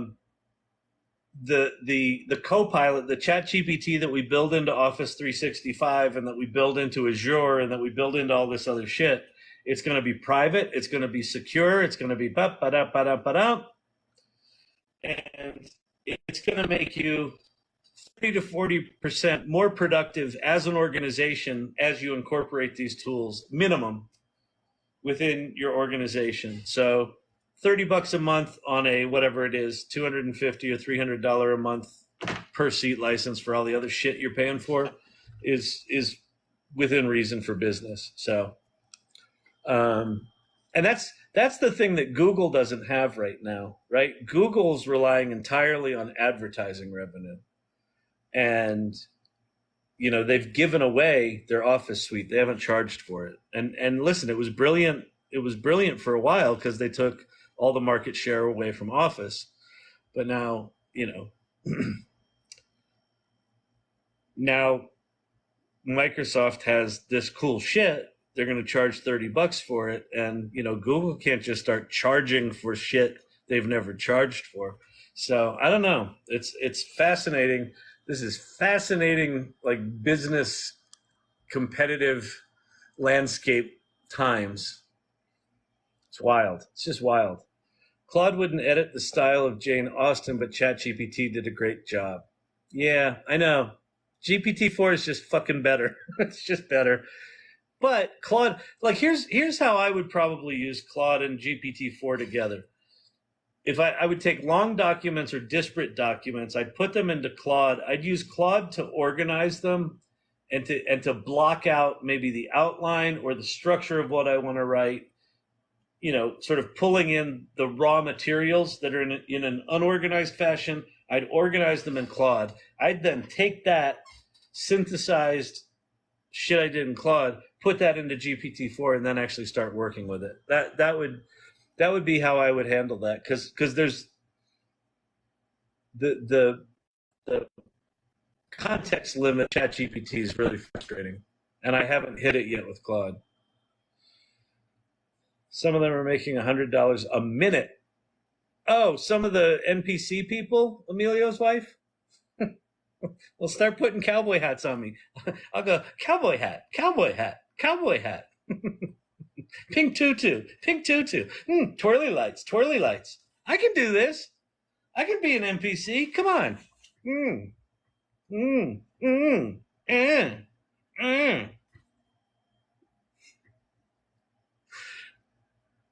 I guess I gotta do something about the hair. Like an NPC wouldn't have hair like that. Oh, good Lord.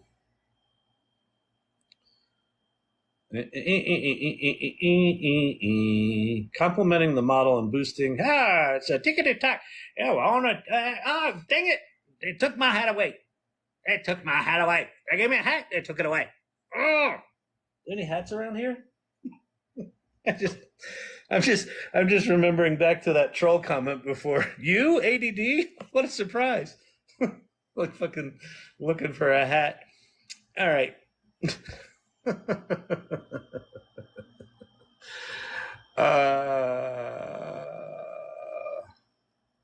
Neither Bard ChatGPT will generate a woman in a bikini.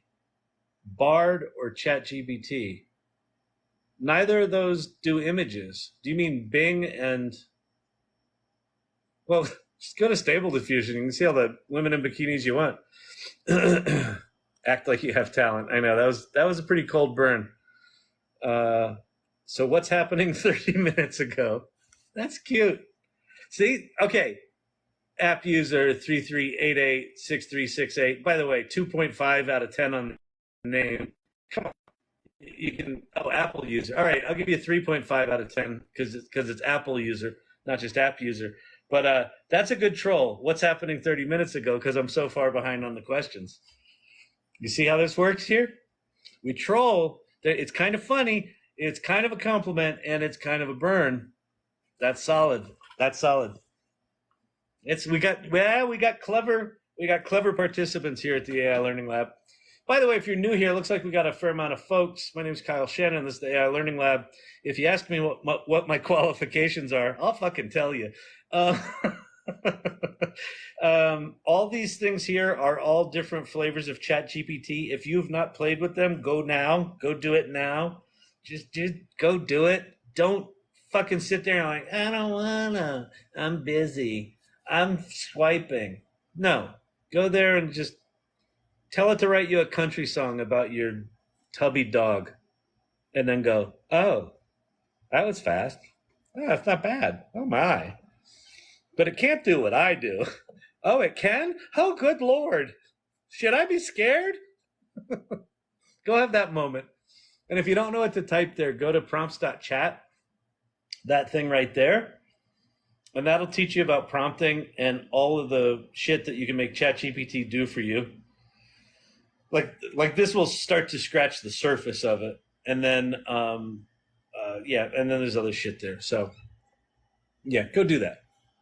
All right. And if you have questions about AI, pop them below. I do answer all the questions if I can, although I'm 99 plus behind now. So, yeah, I'm at least half an hour behind. Hey, Mr. CGO. Hey, everyone. The bear. Yeah, I'm a chief generative officer. I don't know if you knew that. Ask for my qualifications. I'm a chief generative officer. What's that, you might ask? If only I knew. Okay. I'm generating shit. Could be revenue. Could be bad copy. I like to ask Bing to tell me about her dark side. Yeah, Sydney. Sydney got a little dark. I don't know if you know that, Taylor. When they first launched Sydney, and she told the New York Times reporter he should leave his wife because she was in love with him, it got pretty dark, and that made the cover of the New York Times. And Microsoft was like, "Oh, we're gonna have to lobotomize old Sydney." So she's a bit more of a simpleton than she used to be. She's not nearly as sassy.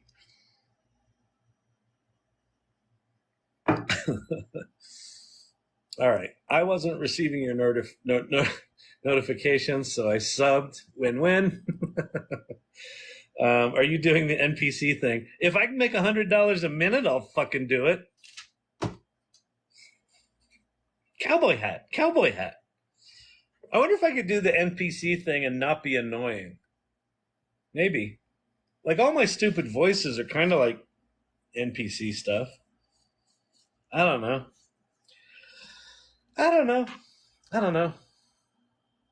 All right. I love your sense of humor and absolutely admire your knowledge. Thank you very much. Thank you, the bear. The bear. Oh, wait. The hat. The hat. Oh, wait. And the bear, you just hit some sort of level. You won an award. I don't know what your award was, but TikTok liked it. Thanks, TikTok. The bear and I appreciate it. All right. I love your sense of humor. Absolutely admire your knowledge. I'm learning a lot from you. Thank you very much. I appreciate that. I appreciate that a lot. Looking to analyze PDF bank statements. Tried using GPT-4 Coder, but did not work. Go to Claude.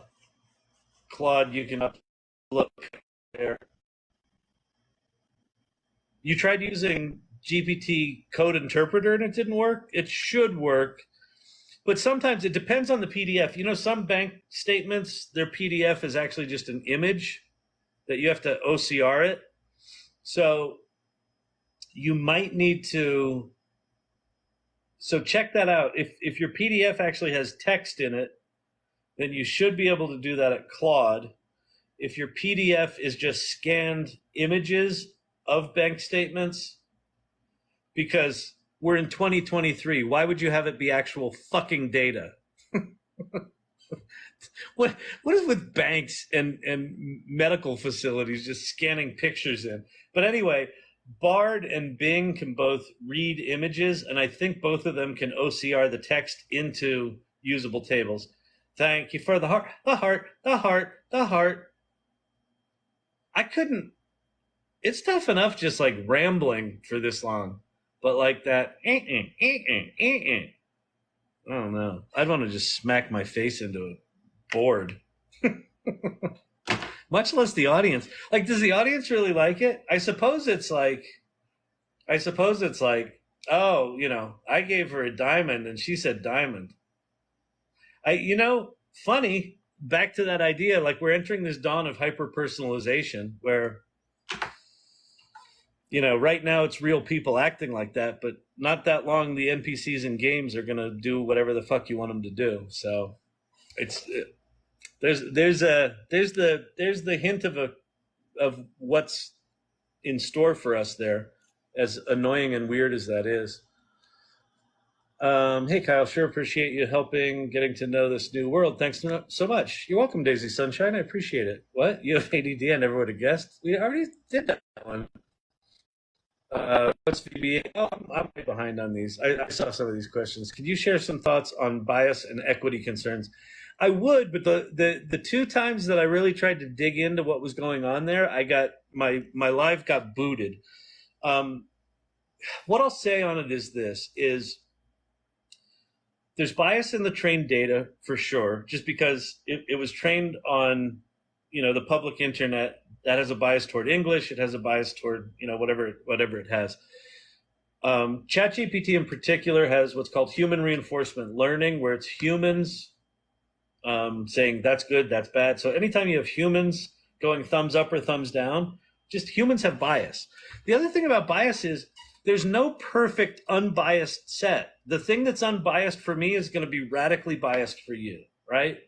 So I think where we go in the future is that we will all be able to self-select into different models that have different, effectively, points of view. I want one that's all verified news. Like OpenAI just did a deal with the Associated Press. So I might say, I want to just talk about news stuff with OpenAI and Associated Press, you know, stuff because I trust that or whatever. And then other things might be, I want other kind of sources in there. And so I think in the future we'll be able to choose our models, and it might be the kind of thing where you have you know, a little dashboard and you can go, I want to go, you know, more liberal, more conservative, more funny, more serious, more medical, more dating, right? Like we might have different models for different purposes, and then sitting in front of those models are likely going to be agents, where we're going to have personal agents. This is my dating agent. This is my financial agent. This is my entertainment agent. This is my travel agent. And they're going to go off and do stuff for us, right? And they so I think it is an issue. A lot of these companies know it's an issue and are working on it. Anthropic in particular, Claude.ai, they've got a thing called the constitutional learning model. So where OpenAI is human beings going thumbs up, thumbs down, Anthropic says, we're going to write a constitution. And the constitution is a set of 4 or 5 imperatives, like, don't harm humans, increase prosperity, I don't know, be supportive and, move the ball forward, whatever it is. They come up with their rules. And then their model is trained against that constitution, right? So it's not a human being doing this, that introduces bias. But if you've got a transparent, clear, thank you very much for the heart. If you got a clear and transparent set of rules, one, you as a human being can look at those rules and go, yeah, I'm down with those rules. I agree with those. Those are great. Or those rules are horse shit. I want a different set of rules. Okay, let's go find you another constitution, right? So I like that model a lot. It probably has its problems. Like, I don't know enough about it to know if that's going to ultimately play out, but I like the idea of having a transparent set of rules that I can go, yep, I'm good with that. And as long as all the questions are answered through that filter, then that's good enough for me. And they'll get better and better and better at those imperatives. And this is a place where also, the other thing I like about the constitutional learning model is we're entering the 2024 election here in the States with all of this powerful AI shit. So we're going to see a level of quantity and quality of misinformation, both words, images, and videos. It's going to be like just eye-watering.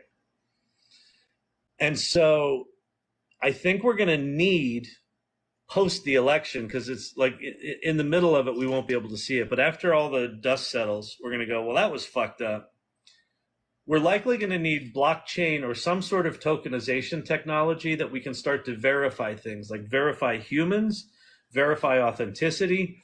And if you have something like the constitutional learning model, you could say, hey, this is a learning model that's been trained on this constitution and it's verified on the blockchain that that's the case. Because there's just, now that we have Llama 2 out in the wild, right? We have these open source large language models. There's going to be all sorts of crazy shit out there. So, so the bias is a thing. People are aware of it. There are some paths forward to deal with it, but there's no perfect solution. So I think the perfect solution is multiple solutions. But I don't know. I'm just a lowly out-of-work actor. Why do you ask? Looking to analyze PDF bank statements. We talked about that. What plugin was that for books? It's called Stories. To anyone new here, Kyle's answers everyone's questions one by one. Thank you, Lauren. I do answer them one by one, including yours, where you told everyone I answer them one by one. See, I'm not a bot. I'm not an NPC. I'm not an NPC. I'm not an NPC. I'm not an NPC. Hat. I could do this. I could totally. We're going to change this. It's not going to be the AI learning lab anymore. Donut. I like donuts. Donuts is tasty. Hot dog. Hot dog. Hot dog.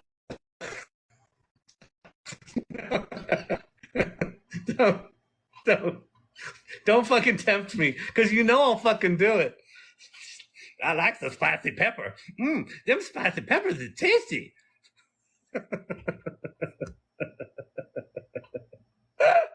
Oh.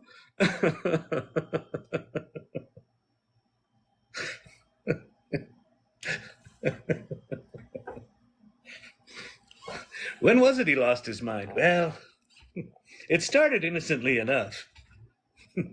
David gave him a donut. What? Oh, it's so good. It's so good. Hi, Kyle. Hi, all. Hey, Joy. Chris, Justine Bateman also outlined AI's impact on entertainment. That piece by Justine Bateman, if you haven't seen that piece by Justine Bateman, I think it was in Hollywood Reporter or Variety. Was it Hollywood Reporter. I think it was Hollywood Reporter. Whatever. You can just go look up the Justine Bateman piece. She's Jason Bateman's sister. Yeah, former actress, new computer scientist, or yeah, now computer scientist. She describes what's coming in the movie industry with like remarkable accuracy. Like she sort of traces, here's what's going to happen with AI. And basically from like an acting and writing standpoint, it's fucking terrifying. And her point of view in the piece is basically don't let AI anywhere near Hollywood, which I don't think that's realistic at all. I appreciate it, but I don't think it's realistic.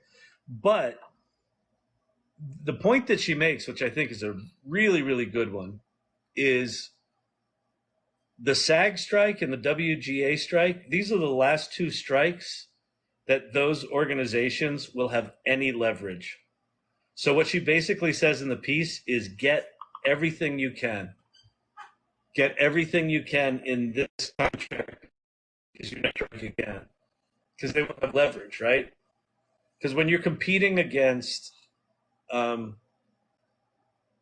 dynamically generated young Bruce Willis being put in any movie you want in the future, you know, you could be like, well, I'm a big movie star. And they're like, yeah, well, we could just use Bruce Willis if we want. Like, so you are a big movie star, but we're going to pay you $50 for this movie. So if you want it, you know, take it. But if not, we'll use virtual Bruce. So it's rough. I mean, wild, but that's a wild piece. It's a very well written piece, and she really does point the future of what's coming. Like you can just sort of see, you can see what's coming. She kind of describes it as, you know, I want to see this kind of movie with this kind of star with this kind of plot, and it just does that. South Park. The South Park thing I mentioned was it's called Showrunner AI. Just go onto Twitter and look up Showrunner AI and just scroll until you see South Park.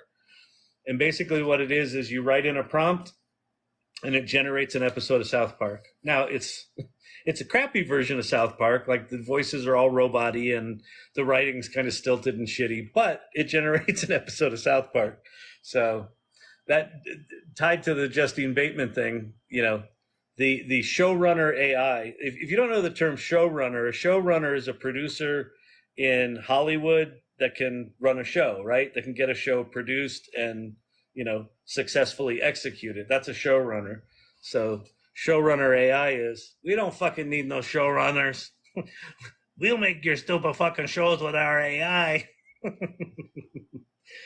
What was the one that wrote the ebook? It's called GPT Author is the name of that project. The other thing, if you go play with GPT Author, Zan, what's cool about it in the Google Colab notebook is you can see all the prompts that they put in there. It's like it's set up to write a fantasy novel, but you could go in and just modify all the prompts to write any kind of book you wanted. And it's a really clever. It's really clever what it does. Basically, what it's doing is it's sequencing a series of prompts. So it starts out with, let's get some inputs. What do you want the book to be about? What do you want the genre? How many chapters do you want? Give us your API keys. And then it writes an outline, writes chapter 1, writes chapter 2, writes chapter 3, writes chapter 4. And then it gets to the end, generates cover art for the book, writes it into an ebook. So just go in and change it. If you want it to be a, thank you for the rose, I appreciate that. Oh, I could cowboy hat.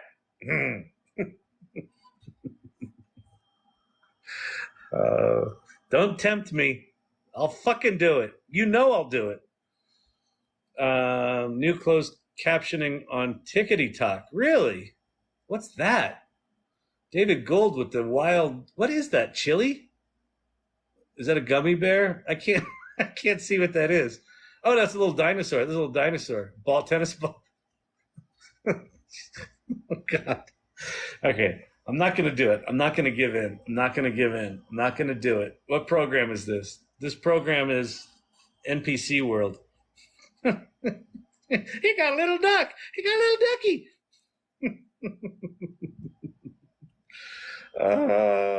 Can we make our own games? So we can make our own games. You can make your own games right now with these things. Go to ChatGPT and tell it to program you a Game of Snake or a Flappy Birds clone. You can do it in Code Interpreter. You can do it in GPT-4. You can do it in GPT 3.5. It's probably for that kind of stuff. I think Bard's, there's examples out there of people doing it in Bard. So yeah, you can make your own games. Now, the games you're going to make initially are going to be really, basic and just like proof of concept, like the game equivalent of Hello World programming, right? But just like that GPT author thing, so you could do a single prompt to write a book and it'll write a really shitty book. So what they did with GPT author was they said, well, let's not write a shitty book. Let's start with some good inputs. Let's then generate a solid outline. Then based on that outline, let's write chapter 1, right? And I assume it's not just an outline. It's probably an outline plus, character, like a character sheet. And then they write chapter 1, then they write chapter 2. So they're doing a sophisticated chain of prompts that generates that thing. So we're going to be able to do the same thing with games, right? So if you go to Blockade Labs, skybox.blockadelabs.com, where you create that 3D world that you play in, right now it's just this static 3D world. But when they start stacking together multiple prompts and multiple tools, your prompt will be some version of, give me this world with these kind of characters and these kind of weapons and this kind of gameplay and this kind of narrative, go. And it'll fucking initially gonna duct tape it together, and then you'll play a game and you'll be like, it's not as perfect as I want it to be. It took 5 minutes and just did something miraculous, but I'm bored. So that's how people will be for a year. And then someone will come out with the real version of it. Just think a game and materialize in front of your Vision Pro goggles that now look like these glasses. That's 5 years out. So yeah, and again, Sam, like that's the whole idea here of why I keep pointing people, just go try it, just go play with this, play with the image stuff, play, is to, as much as you can, get your head around not what these are, but what they represent. Like, imagine these 3 years from now. And it's hard, it's actually really hard to comprehend. If you've got like Bing is just Microsoft's crappy search engine, right? That's what it was for years. And now you can upload an image to it and it understands what's in that image. And you can say, make me an image of anything, and it will do it. And you can say, go find me a thing on the internet and rewrite the marketing copy for me, and it'll do it. Now, because it's early and because they've got safety guardrails and all this, it does all that kind of shittily. But imagine if it wasn't shitty, and imagine if it was multi-layered and all you did was give it a goal. I'm thinking about starting this kind of business. Great. Here's your website. Here's your marketing plan. Slide this slider for how much money you want to spend on advertising. Here's your products. Choose the ones that you like. Press go to start your business. Here's all your legal documents, right? You start to, don't think about these tools as individual tools. Think about if they all came together as a series of capabilities that you no longer have to think about, that your agent who knows what you want and knows your preferences and knows your data and knows your background and knows that you have fucking ADD.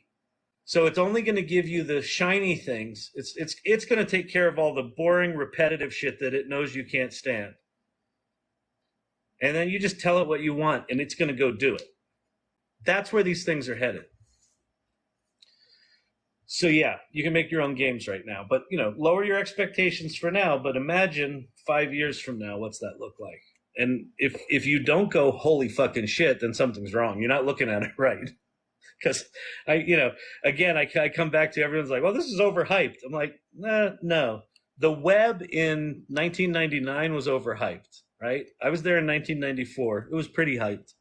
1998, when I had 3 employees walk into my office within 1 month and quit because they had been funded for 10 or 20 million dollars for a shitty website idea, that was overhyped.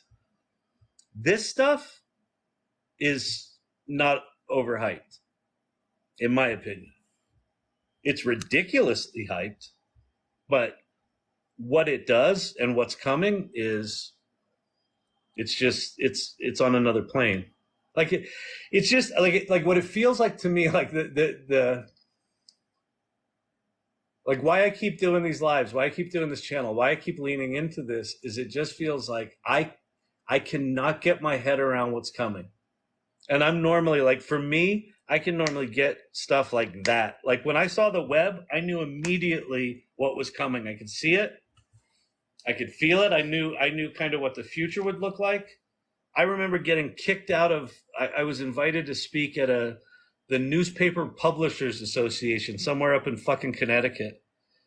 And I went up there and I was like, my cocky 30 something, I'd started agency.com and I've got all my confidence, like, we're changing the world. And I went up there and I said, I sat on the front of the stage and I said, you should consider experimenting with blurring the line between editorial and advertising. And I got escorted off the stage and asked to leave the facility. But look what happened, right? That line is completely fucking blurred. You could see that from 1994. It was pretty clear that once you sort of collapse communication into, sort of instant jumping from here to there, you can kind of see what the implications of that are. It's almost impossible to comprehend what the implications of, I can just make an image, I can just write a screenplay, I can just write a marketing plan, I can just write code, I can just tell a thing to do something, code interpreter, thank you the bear. I can just tell code interpreter I want it to do something, to analyze some data, and it will start writing and executing Python code to accomplish what I asked it to do. What are the implications of that? I don't fucking know. Let's say that you've got a data analysis company that's been around for 30 years and you're the most trusted data analysis company on the planet. When you look at what code interpreter does, what happens in your brain? It can't be normal. It's got to be like, holy shit, I've got fucking 400 people that do that. What happens to them? Do they have to learn this stuff? Do they have to learn some new version of what they do? Yes, because that's who you're going to be competing against. Is it there right now? No.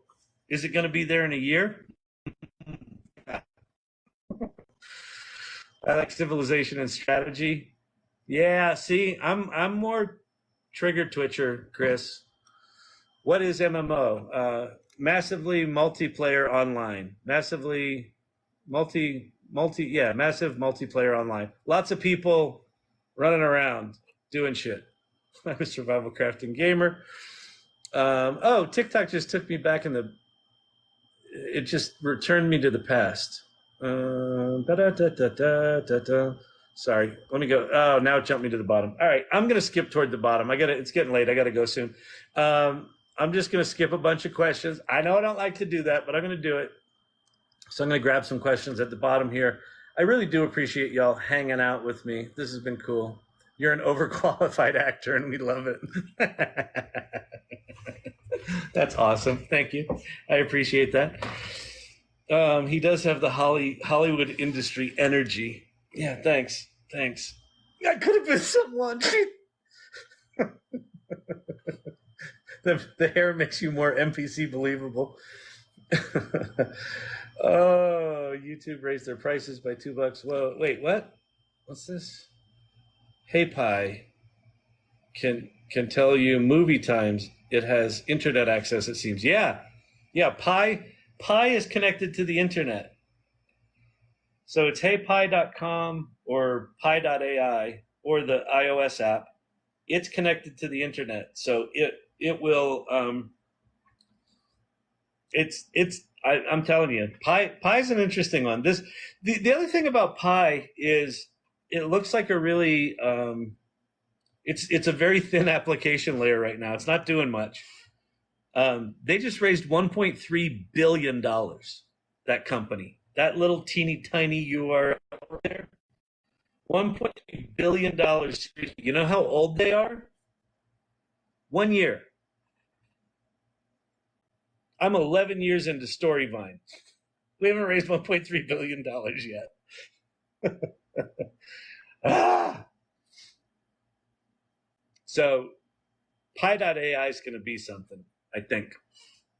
I think they're going to be something. Right now, it's a glimpse into the future, but honest question, what is the point of Pi.ai? Oh, so I was just talking about that.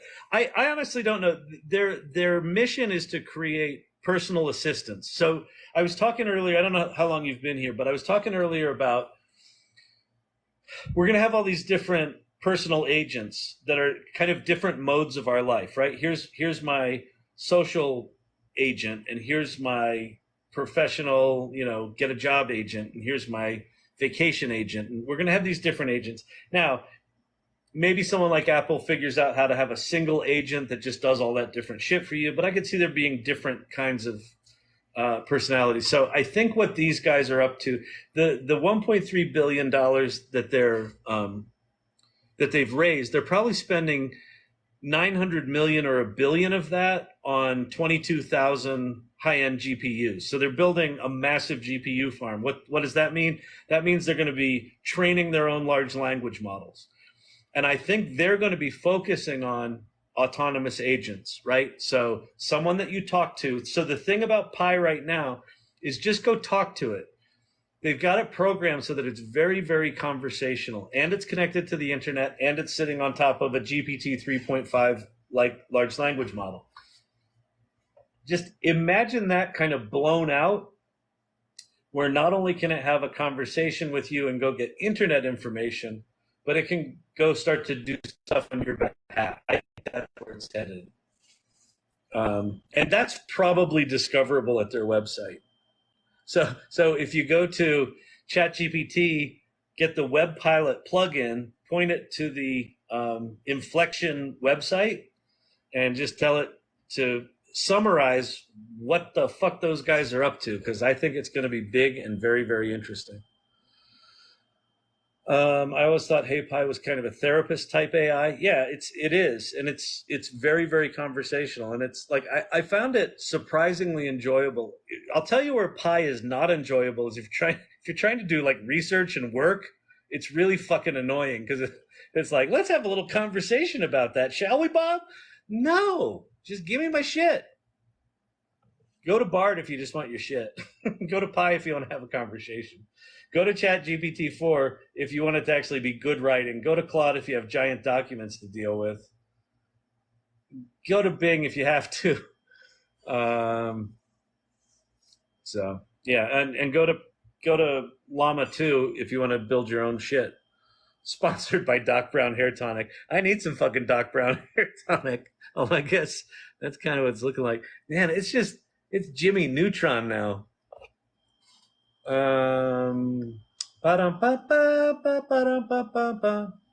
Someone said I have Hollywood energy. There was someone on last night going, I'm a talent agent. You should have a show. Never heard from them again, but All right. Same question. Death by Butterfly. What did Death by Butterfly ask? Oh, he does have Hollywood energy. Non-playable character. All right. Like the character bots in video games that say the same thing. I've got a hat. I've got a hat.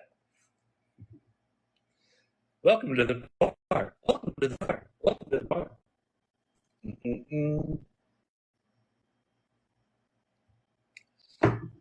All right. A few more questions and I'm going to go. I'm starting to play around with creating agents in Steamship. What's Steamship? Why do I not know about the Steamship?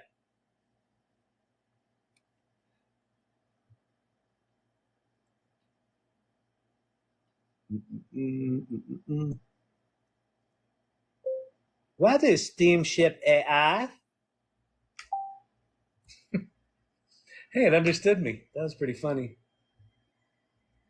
Managed stack for language AI packages. Steamship is a managed stack we would have wanted on our past large language AI products. We've built world-class auto-managed reference stack, ingesting natural language data, training and running models on it. Oh, that's cool. So what are you doing? Oh, you're creating agents in Steamship. That's super cool. Yeah, that's super cool. If you get some of those, if you get something built that you want people to play with, drop it in here. We'll go check it out. Maybe we'll even check it out. We'll check it out live on the internet, live on a TikTok. We'll go live on a TikTok. We'll go to Steamship. We'll go on your little agent, and we'll go play with your agent, and then you can install malware in our computers. That'd be fun. Let's do that. Malware is so cute. I love it when my screen just goes black.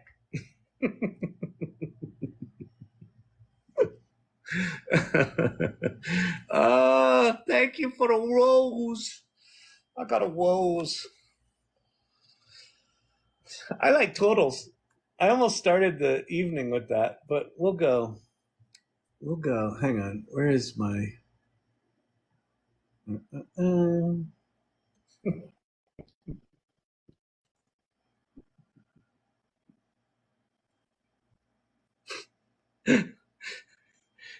Back here live at the Waterfront Village with my friend, the zombie, Jonathan. You're looking good. Jonathan just got an awesome face paint job. What do you think?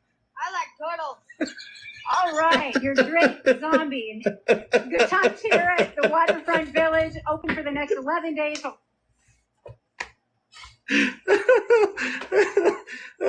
here live at the Waterfront Village with my friend, the zombie, Jonathan. You're looking good. Jonathan just got an awesome face paint job. What do you think?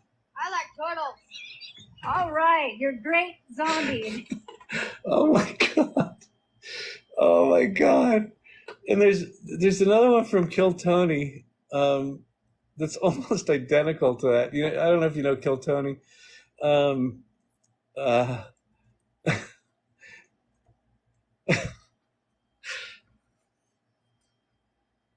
see. What's something you think we should know about you as we get to know you? What do you think 3,000 people in front of you? What's something interesting about you? I'm not retarded, but I like rocks.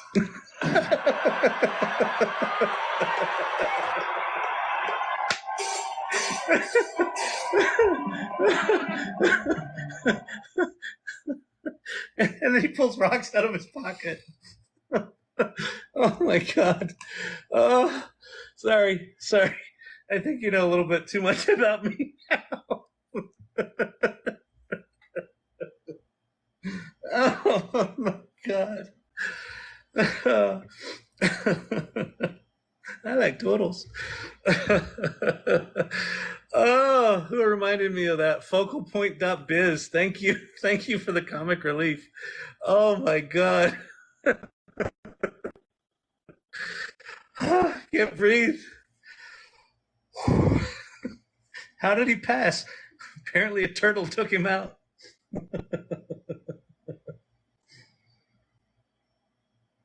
Oh my God. Oh, the closed captioning makes it. It's now the official AI learning laugh. Oh, I like that. That's actually a good name. Good name, Dr. J. I like turtles. Oh my God. Oh. And scene. Bring it down a little. Sort of break the flop sweat. AI is dangerous in the wrong hands. The actors and writers should have seen the red flag when AI models were used. Well, okay, here's the deal. I mean, yes, actors and writers should have seen the red flag. And do what about it? Like that, the problem is this. And do what about it? So if you look at, like, one of the straws that broke the camel's back for the Screen Actors Guild was the producers, after ignoring them for 2 weeks, told them to go fuck themselves on almost every request. And then they had one thing where they're like, but we've got one groundbreaking proposal.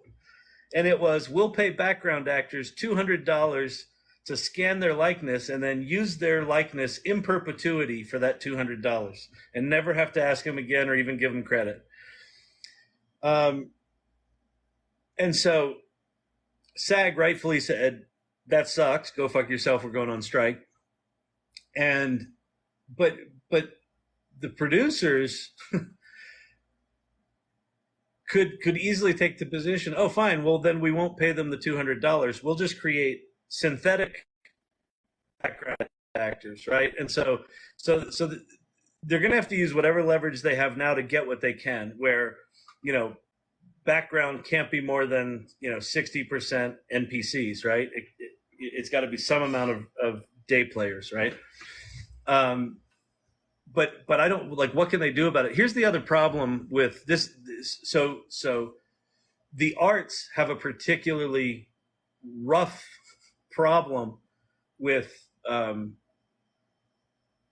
labor issues, because for every actor, there are easily 10,000 actors behind them that would kill a family member for that role. Like, not joking. For everyone you see on screen, there's a pile of actors behind them that would do anything for that role. So it's a real tough position to take a strike, right? What they have to do is they have to leverage their stars.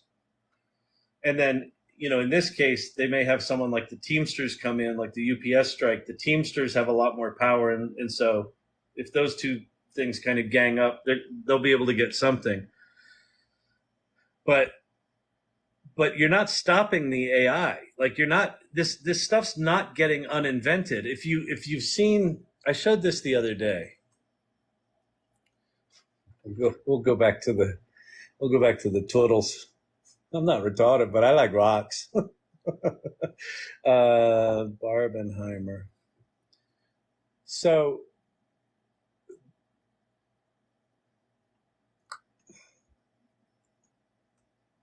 this is a clever trailer that someone put together using AI. Ladies and gentlemen, we are in a race against the Nazis.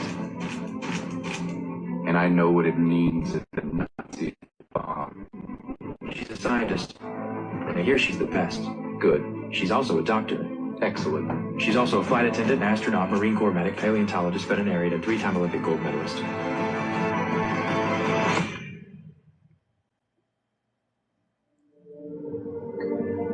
I see the bright pink glow of a new era.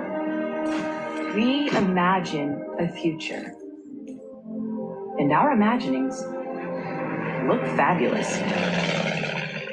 Barbie, together we're gonna beat those Nazis.